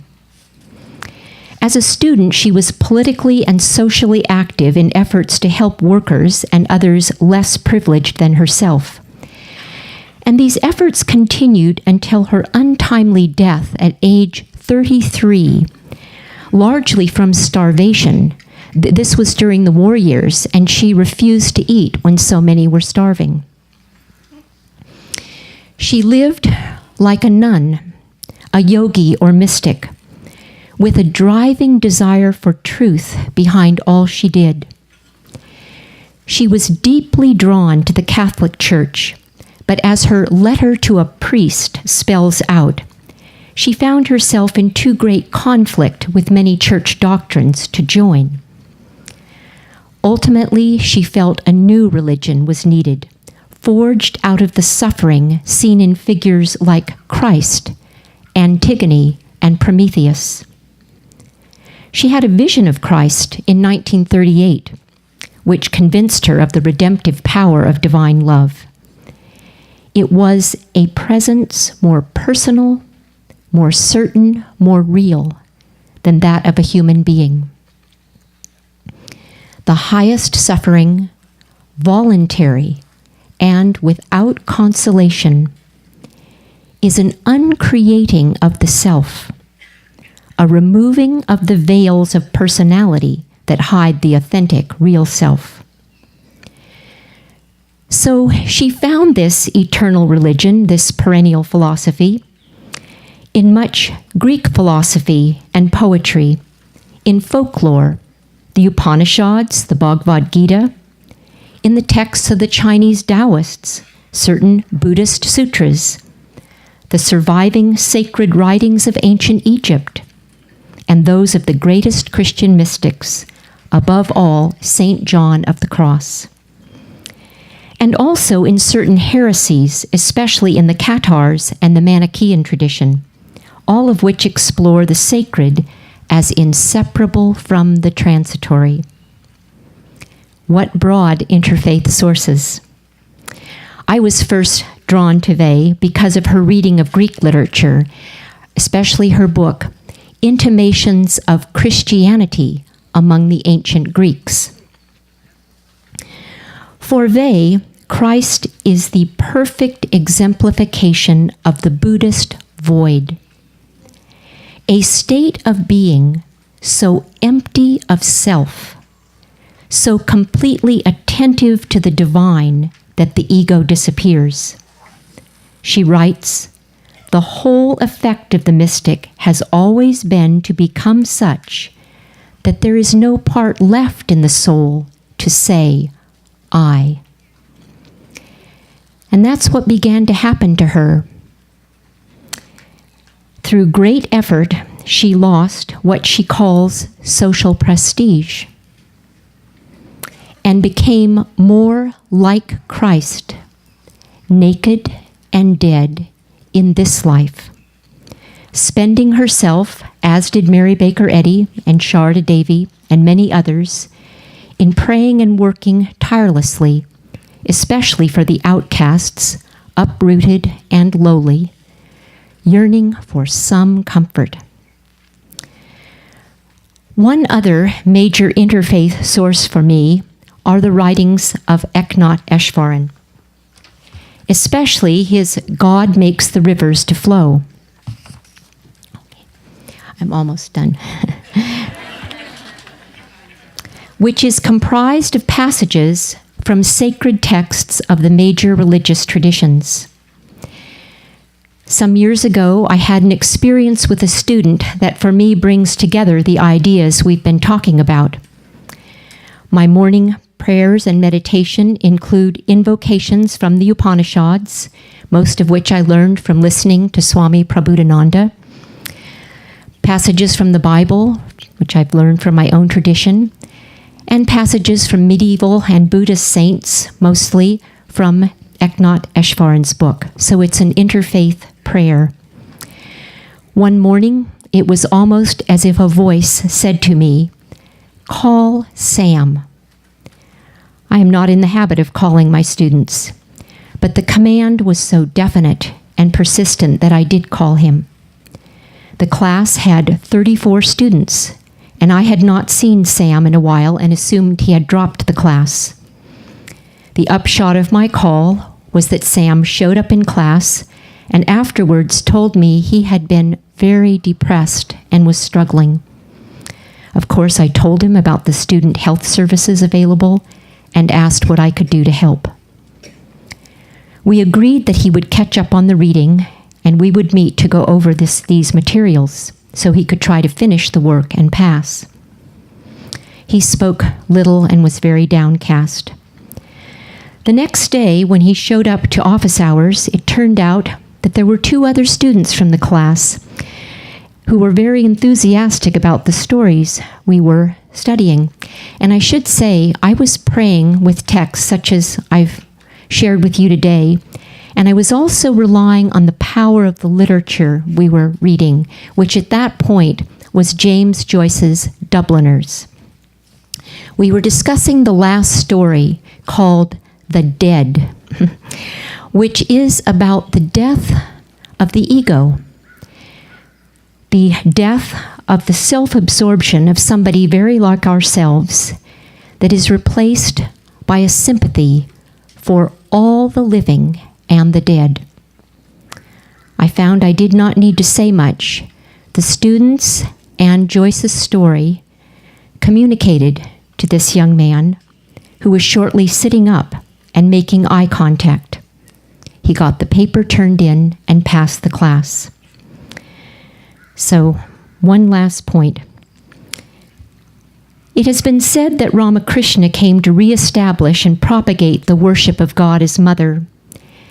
I've puzzled about this, as I'm sure many of you here have, and that description of the mother protecting her child from harm in the Sutta Nipata has helped me think about it. We are each with child, so to speak. We are each tasked with bringing to birth that whole spiritual being we are, a limitless love.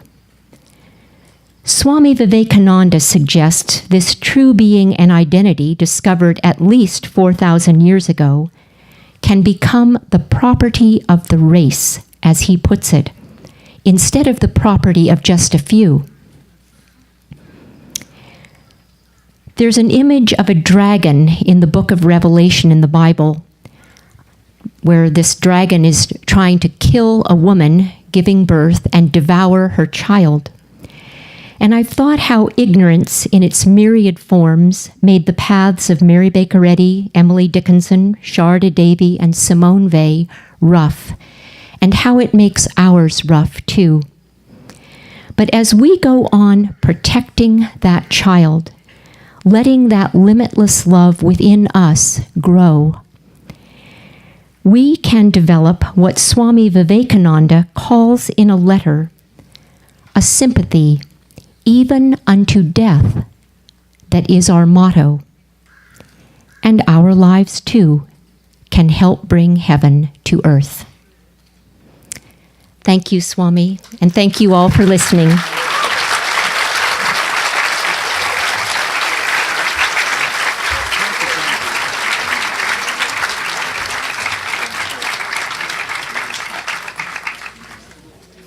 Thank you, Miss Barbara O'Brien, for the wonderful, exhaustive presentation of a very interesting subject.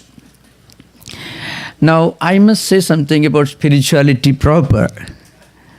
That's what I'm trying to do. Now, what is spirituality? How is it different from religion?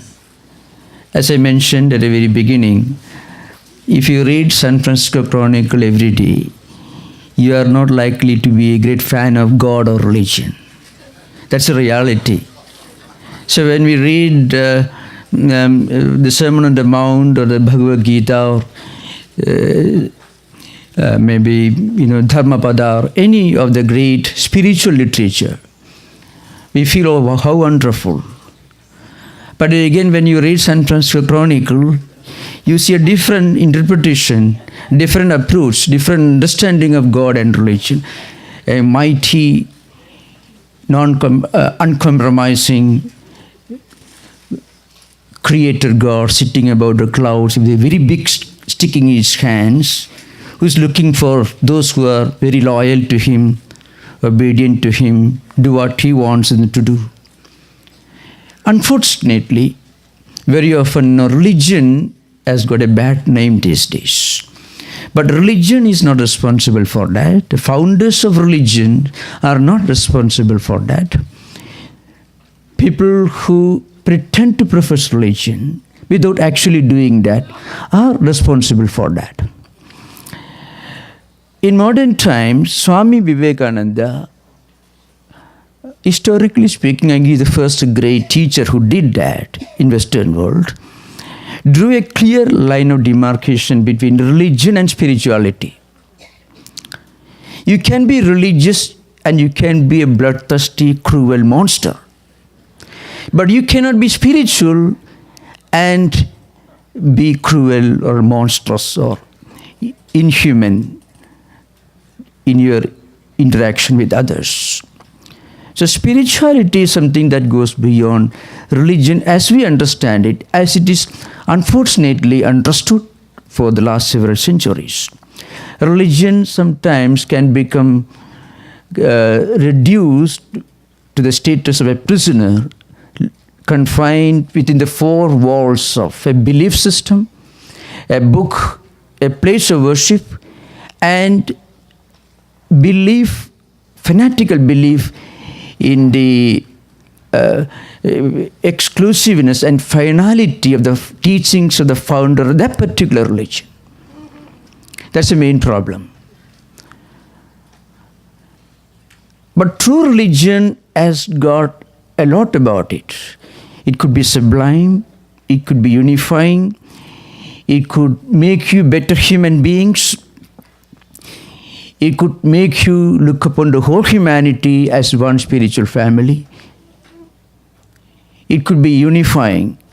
It could make us feel the presence of the divine within us and experience the same divine presence everywhere. Then why there is so much a conflict in the name of religions? You know, normally there are 4 stages that we go through in religious life. At the most primitive stage, we believe my God lives in a temple or a church or any place of worship. He will be very happy if I read that particular scripture, which I may consider to be the embodiment of all the wisdom of God.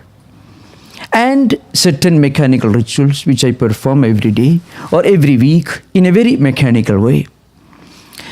And believe in some sort of an intermediary between God and humanity. So priestcraft, place of worship, scripture, and of course, a kind of mechanical ritualisms.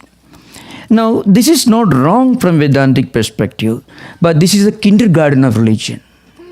You don't begin and end your education at the kindergarten.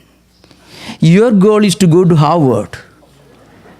Then only you would be considered to be an educated person. And as you grow, as you evolve, as you become more broad-minded, your understanding, your definition of God also evolves and grows. And after some time, you may feel, well, even if I can't go to a place or a worship or a temple or a church, or read a scripture, or perform a ritual mechanically, still I can feel the presence of God sitting in my home by doing good things, by thinking good thoughts, by trying to be a good human being. And at a still higher level, you can feel the presence of God, the invisible presence of God, His hand guiding you, your actions, your thoughts, and your life as a whole. At the highest level, you feel, well, you don't need to go to a temple or a church or a place of worship. You can feel the presence of God in every human being, in everything in this creation. You don't do harm to another person because the other person is not different from you. Physically may be different, but not spiritually. So, when you experience the presence of this divine within you and also outside, without, that is called spirituality. One important proof is it makes you a better human being. So that's why Vedanta is often defined as kind of universal spiritual humanism. The problem is, as I mentioned earlier, we pay too much attention to rich secondary details. So if I read the Bible, I can see wonderful messages, teachings in the parables in the Sermon on the Mount. If I read Eckhart, I would find many things not different from what I find in the Upanishads, which of course were written thousands of years earlier. And again, when I pray with a sincere heart, as Swamiji was mentioning, with a heart, then if I compare the way I pray with the way with a devout Catholic or a Jewish or Buddhist pray, I won't find it much difference. So at the experience level, when we evolve, when we grow beyond the external rituals, beyond theology, beyond mythology, beyond even philosophy, when we actually feel the presence of God within us and the presence of the God everywhere, it is called spirituality. So if you read, as I mentioned just now, if you read the works of Eckhart and the Upanishads and the Gita, there are many striking similarities. So the point is, we must try to evolve ourselves and go beyond this. You find a similar evolution in the concept of interfaith conversation, interfaith dialogue. At the most primitive stage, exclusivistic approach, exclusivism. My religion is right. My God is okay. Your religion is wrong. Your religion is devil. It's simple. That makes you worse than an atheist. In fact, it is better to be an atheist than to be a fanatic. Because an atheist has some moral principle, what we call dharma. Atheism, there are very wonderful radical humanists, atheists, agnostics, who are very wonderful people, who appreciate good things everywhere. They may not be willing to believe in a God as we understand or as it is ordinarily understood by the people who don't care for spiritual values. So it's almost like a political dogma. So true religion is not a doctrine. It's not about surrendering our spiritual freedom to an almighty creator God, some kind of a muscular, uncompromising person with a heavy stick in his hand, with a long list of things that you are not expected to do, unless you want to go to hell, and things which you are supposed to do if you want to go to heaven. So, such radical humanists, atheists and agnostics, not all of them, but quite a good number of them are very good people. So, once you go beyond exclusivism and reach the dialogical approach, you find the foundation of dialogical approach is spirituality. Between these two, there is another approach which is not so very important, called syncretism, where I know in the 70s or 80s, even in Berkeley, I heard there were many liberal-minded Americans who thought Christianity was all bad because nobody goes to churches. So let's all become Buddhists or Vedantins, which is totally wrong from Vedantic perspective. A Vedantin won't accept you if you say Christianity is wrong. I'm going to become a Vedantin. A true Vedantin and a true Hindu will not accept it, because Vedanta is the highest spiritual evolution, the highest fruit of Hindu spiritual evolution. All these great Vedantic teachings that Vivekananda brought to the West in 19th century were articulated in the ancient Sanskrit works in 8th century by Shankaracharya, who got them all from the Upanishads, which may be 7,000 years old.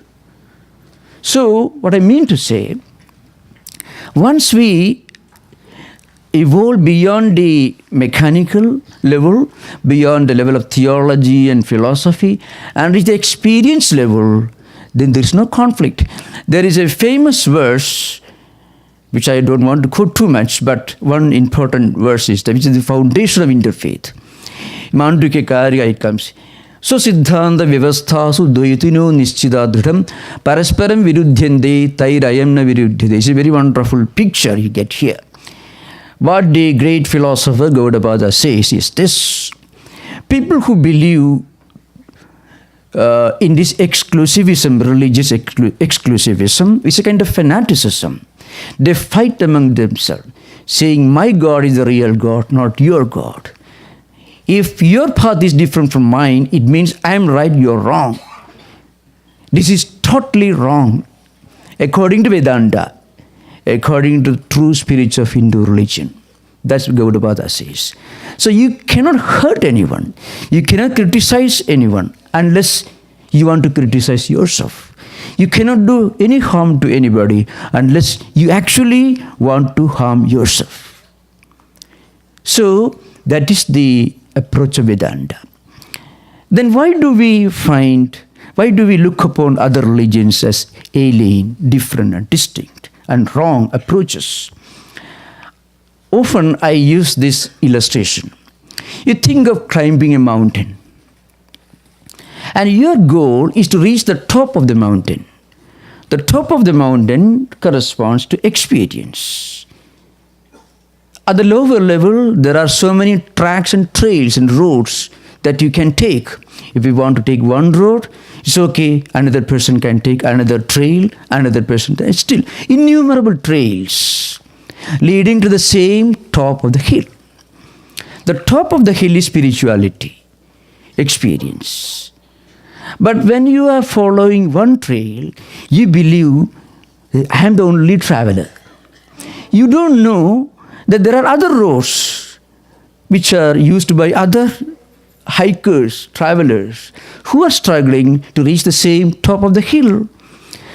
You realize that there are so many trails which lead to the same top of the hill. So many religions are so many trails which all eventually lead to the top of the hill. You realize this fact only when you reach the top. Because before you reach the top, you have no idea that there can be so many other trails and other passengers, other pilgrims trying to reach the same spot, the experience. So Vedanta says true spirituality is built upon the foundation of experience. Now this experience can be of several dimensions, several varieties. Just now, as I was closely listening to Professor Barbara's exposition, just think of a man like Dostoevsky portraying the saintly picture of Father Zosima or Alexei, the young novice, or if you read the Grand Inquisitor, Dostoevsky was fully drunk, as a matter of fact, as most of you know, could write such a wonderful masterpiece, which is considered to be the greatest creative writing in the history of modern literature, with the brothers Karamazov. So given a great literary genius, who may not have meditated really, we don't know, of course. At least you don't call Dostoevsky as a saint by any extension. Even Russian Orthodox such priests won't go to that extent of calling him a saint. But he had a glimpse of what a saint could experience within. And you find this in the creative writings of many other great literary giants. A glimpse of the universal spiritual truth. That's what makes their writings classics. Their writings are read and will be read for generations. So coming back to spirituality, what I meant to say was, when your concept of God evolves, and it becomes more and more subtle, more and more real, and when you approach God closer and closer through experience, when you get a glimpse of that experience, then you feel, well, I cannot do any harm to anybody, because by doing harm to another person, I'll be doing harm to myself. Now, if we go to San Francisco old temple, there is an inscription. Ekam sat vipra bagudha vadanti. This is a Sanskrit verse. It comes from the Rigveda Samhita. Indram mitram varunam agnirahu adho divyasa suparno garutman ekam sat vipra bagudha vadanti agnim yamam atarishwanamahu. Don't worry about the Sanskrit verse I'm going to explain. You know, in ancient times in India, there were no temples in Vedic age. People used to worship so many deities, Agni, fire god, sun god, let us say so many, like Greek mystery religions. But there was a spiritual foundation behind. What this sage tells us is this: all these are different names which people belonging to different cultures, different religious traditions, different social categories try to explain and describe and call. But the reality is one. The reality is one, but that reality can be approached from different angles by great men and women born in any culture, any tradition. Even in traditions we did not really have a concept of God. By leading pure life, they will discover the presence of some transcendental, spiritual, divine spark within themselves. So, remember, God, religion is a creation of human beings, not of God. The teachings of Jesus existed before Jesus. You cannot say the teachings of Jesus are produced, manufactured by Jesus Christ. Truth, a supreme truth cannot be manufactured. A great truth can be given new interpretation, a new articulation, a new presentation. So all great spiritual teachers of the world are to be accepted and respected and revered with the same respect. Because the great mystics, the founders of great religious traditions, have reached the top of this hill. That is spirituality. This is the foundation of dialogical approach. In dialogical approach, I interact with you, though your religion is different. I discuss with you about God and religion and practices. Not as a concession. All right, you are wrong, still let us have a dialogue. A deal. So no, not in that sense. Your religion is your approach. Wonderful. If you are true, if you are sincere, honest, lead a pure life, then God doesn't insist that you should, this is my name, you call me by this name, the correct phonetic pronunciation. No.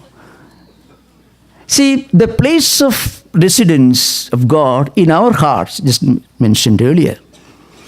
That's why this dialogical approach, which is the foundation of universalism and pluralism in interfaith conversations, is built upon the foundation of spirituality. And that again is based on the fundamental principle that the goal is the same, but paths may be different. Once we take this approach, then religion becomes a harmonizing principle. On the one hand, we are able to feel the presence, experience, not just believe in. Anyone can believe in, Belief only in the ordinary sense, it is very superficial. Everyone say, I believe in God. But I would say, if he is sincere, it only means I shall try to believe in God. You don't have to say, I believe in something that you really believe in.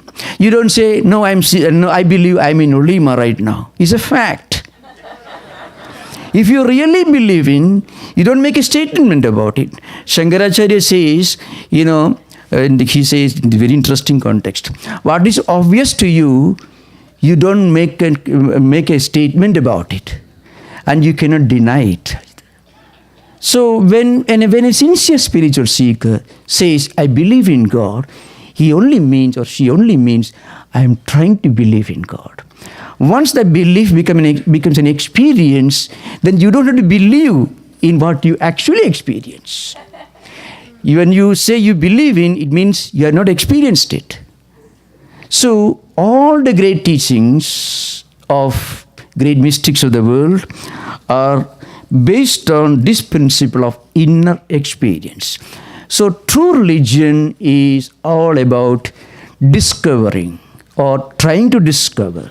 It's a pilgrimage in search of the supreme spiritual truth within us, not outside. We have to begin with a search from outside. every religious tradition, as at the grossest level, you read a scripture. Sometimes you have to do some practices mechanically. Nothing wrong when you practice something mechanically, because nothing wrong if you begin your spiritual education in a spiritual kindergarten. There's a spiritual kindergarten. A child has to scroll alphabet in a big slate because he has to memorize. So we can do that. But we should not interpret that as the end of education. We should not interpret as the final word in our spiritual journey. The problem arises because we give too much of importance to socio-anthropological aspects of religion. Look at, say, Christianity and Hinduism, or Judaism or Buddhism.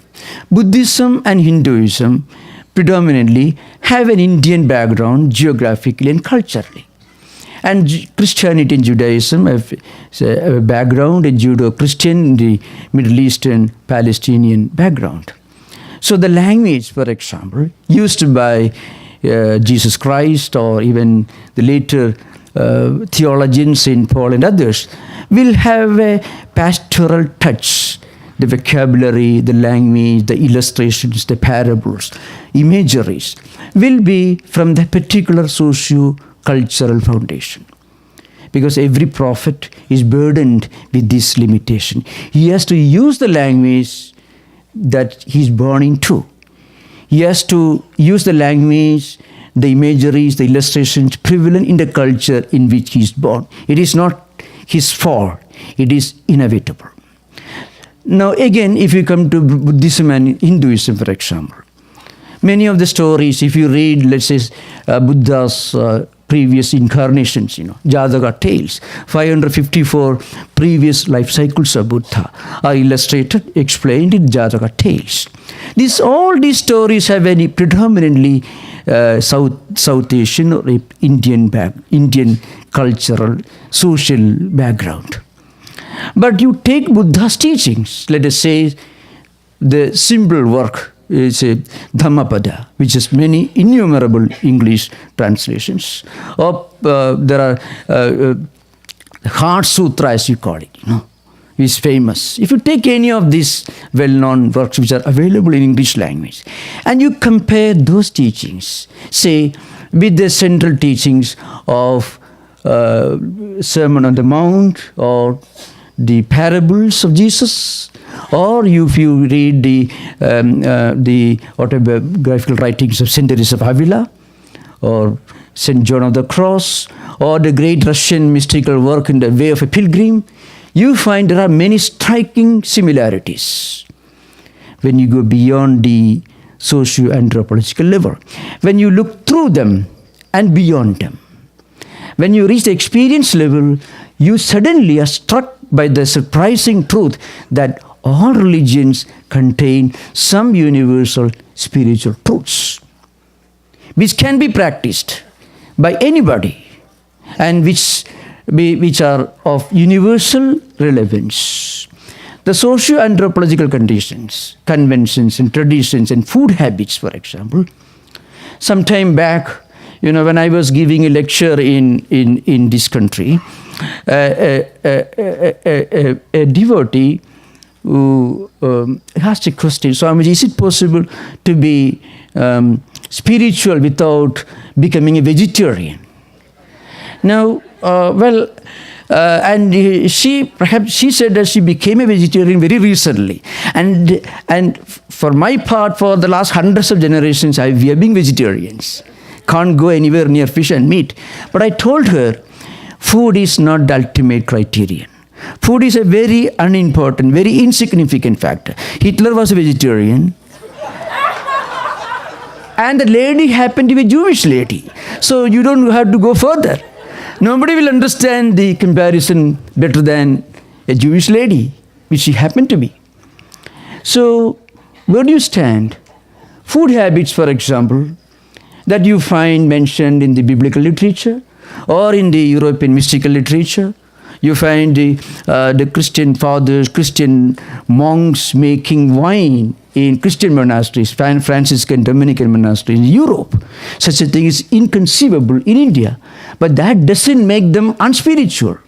These are secondary factors. What you eat doesn't make you spiritual. What comes out of your mouth is what makes you spiritual. Anyone can eat the best food and throw out the worst poison, as you happen in many cases. So, these are examples of how people become fanatics, praying to one particular kind of God, to one side of the world, eating one kind of food, one kind of cloth, and that makes you spiritual. Not at all. Spirituality transcends, goes beyond all these secondary details related to culture, conventions, practices, food habits, dress code, and so on. Spirituality is universal. It is humanistic. It makes you better human beings. So that's why in 19th century, Swami Vivekananda, when he interpreted religion, he gave a new dimension to the very paradigm of religious life. He called it universal religion. Universal religion is not another religion. Universal religion is the way of focusing on the universal teachings of all great religious traditions, going beyond overlooking conflicts and diversities, problems of secondary details, and interpreting universal teachings on the basis of secondary details. That's an important point. Two possibilities are there. One, you may interpret the universal spiritual teachings of a great religion in terms of secondary details. So I eat one particular kind of food. Everyone who wants to be spiritual should eat that kind of food.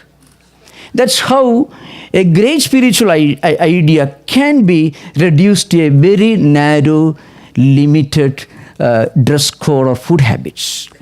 On the other hand, what you eat, how you dress yourself, what language you speak, what illustrations you use are secondary details, incidental factors. Going beyond them, there is one important idea, that is spirituality. And spirituality is trying to experience the presence of God, not in the temple alone, but also within our hearts, and simultaneously trying to feel the presence of God in other people's hearts also.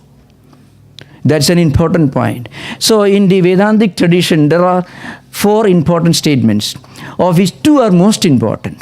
One is a statement of instruction. The other is a statement that corresponds to experience. You know, you are taught a great lesson. You are given this instruction. Tattwamayananda, which is mentioned earlier, means you are that supreme truth. The God you are seeking in temples and churches, He is there, no doubt, but He is outside also. He is present within you. Try to manifest this presence of God within you by becoming a good human being through your actions, noble thoughts, pure life. That's why Vivekananda says, you live your life in such a way that God will accept you even if you don't accept God. That's how Vivekananda articulated a new paradigm of religious life that goes beyond conventional definitions of religion. So as I mentioned, one problem is we try to interpret the universal in the language of the relative, the incidental, the secondary details. What we should do is we must focus on the universal teachings, the humanistic teachings, the spiritual teachings of all scriptures. But there are religions which will tell you you cannot change a comma or a colon. I am not mentioning any particular tradition. That could be one problem. Perhaps, can we say that God, you spoke one particular language, used to eat one kind of food, and expected one prophet to speak exclusively for him and condemning the rest of the humanity. It is against logic and is against simple spiritual common sense. So we must be able to look beyond the secondary details, beyond the secondary aspects of dress code, social habits, customs, and so on, and focus on the universal aspects. Then, the ideal of unity in diversity can be easily understood. Unity in terms of the universal teaching, central spiritual theme of all world scriptures, and diversity in terms of secondary details. Secondary details need not be neglected. They have their own way. So the point is, but the truth should be understood. If your religion is different from my religion, it should not mean that your religion is wrong, my religion is right. You say both of us are approaching the same goal, same God from two different angles. The prophet or the teacher who taught me my religion happened to be born in a different place, spoke a different language, ate a different kind of food and had a different kind of dress. And the teacher or the prophet who taught your religion was born in different place. So these differences are there. But when you go to the content, you find it's the same. So what we call spirituality is the experience of the divine within our hearts and the experience of the same divine everywhere. And that makes you a better human being. That experience invokes compassion, kindness, Catholicism, tolerance, acceptance, generosity, and broad-mindedness in our interactions with others. So true religion is nothing but trying to become a good human being. A good human being in the most profound universal sense. A good human being is one who looks upon the whole humanity as one spiritual family. I shall conclude this very brief exposition with one very interesting dialogue from an ancient spiritual classic. It's a very famous classic. 9 sages went to a king. In those days, sages and philosophers used to visit kings and emperors in their courts. So when they reached there, the king put them a number of questions. There were many questions. Who is a true devotee of God? Who is a truly wise person? What is the meaning of spirituality? What makes a person truly spiritual? And so on. One important question was, who is the dearest, noblest, highest devotee of God? So in response to this question, the sage gives 3 answers. First, he says, well, the one who sees the presence of God everywhere and the presence of the whole existence, creation in God, is the highest devotee. So, sarva bhudeshu ye pasyet bhagavad bhavam atmanaha bhudani bhagavadi atmani esha bhagavatottamaha. So, this is one thing. The one who sees the presence of the whole humanity in God and presence of God in everyone, in everything. You call it spiritualizing the secular, not secularizing the spiritual as it frequently happens. So when you give too much importance to secondary details, you are secularizing the spiritual. When you focus on the spiritual, overlooking differences and diversities at the lower secondary levels, then you are spiritualizing the secular.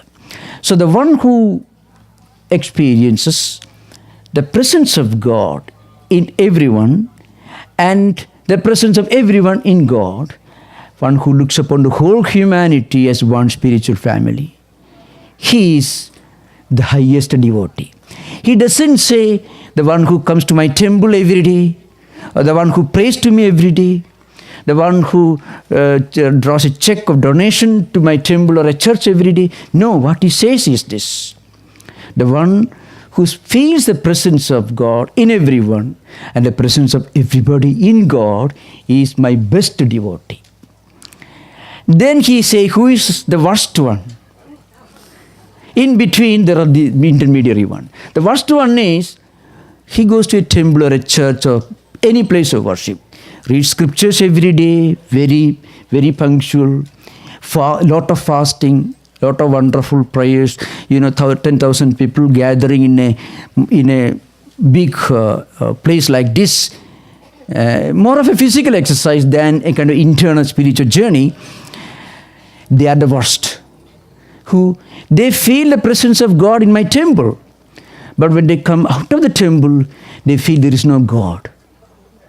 It is the worst blasphemy to limit the all-pervading reality within the prison walls of a small structure made of concrete and mortar.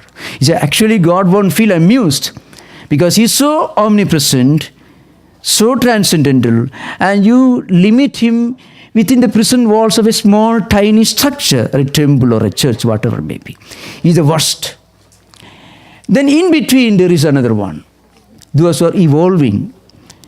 He says, they are those who practice compassion towards fellow spiritual seekers, friendly feelings towards other spiritual seekers, who have admiration for those who are more evolved than they themselves, and no contempt for those who are not able to make progress, who are trying to, in their everyday life, trying to gradually evolve, leaving behind the lowest level of not seeing God outside the place of worship, forgetting the presence of God outside the place of worship, or thinking that God is staying in this particular small concrete structure, not beyond that. That's the worst kind of blasphemy. Those who are beyond that stage, left that stage behind and trying to evolve to a higher level of universal spirituality, they belong to the second level. The highest are those for whom every day, every moment is an occasion for celebration, because they feel, as Brother Lawrence said, the presence of God everywhere. Incidentally, this concept is not limited to Vedanta. I often used to mention, if you read the Way of a Pilgrim, you find when the pilgrim learned the Jesus prayer from a Russian Orthodox monk, when he learned it, when he became identified with this prayer, when he actually experienced what St. Paul said in the first epistle, to be always in a state of prayerfulness. Not that you pray 2 hours in the morning or 1 hour in the evening. No, you cannot but be always in a state of prayerfulness, a state of perpetual prayerfulness. When this pilgrim, a poor man, hardly literate, so he could read and write, became a man of experience, when he reached the experience level of Jesus' prayer, you find he says, oh, he felt so much of compassion, so much of inner fulfillment, completeness. And for him, the whole humanity is one spiritual family.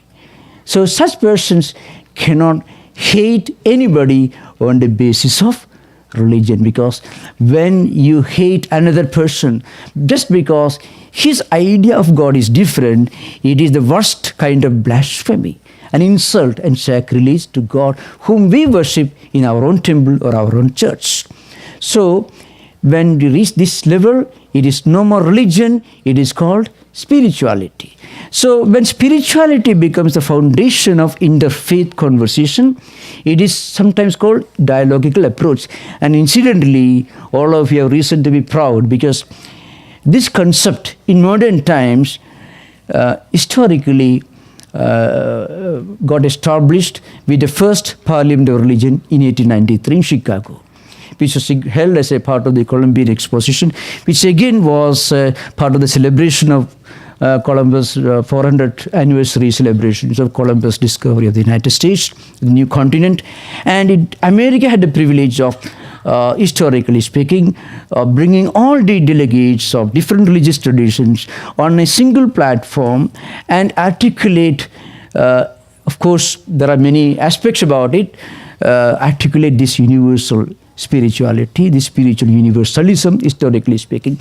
Before that, there were two attempts in India during the time of Ashoka the Great in the 2nd century BC. Ashoka brought on a single platform all the delegates of different religious traditions of India at that time in 2nd century BC. Then Akbar the Great in 16th century tried to do the same, but it did not take off. But in 1893, when this Parliament of Religion was held, on which occasion, on a single platform, all the religious delegates of different traditions came to the United States and spoke with one another, had the first interreligious dialogue, historically speaking, modern times. So thank you, and I'm very happy that America had this unique privilege of indirectly continuing this tradition through this Olema interfaith programs. Thank you. Namaskar.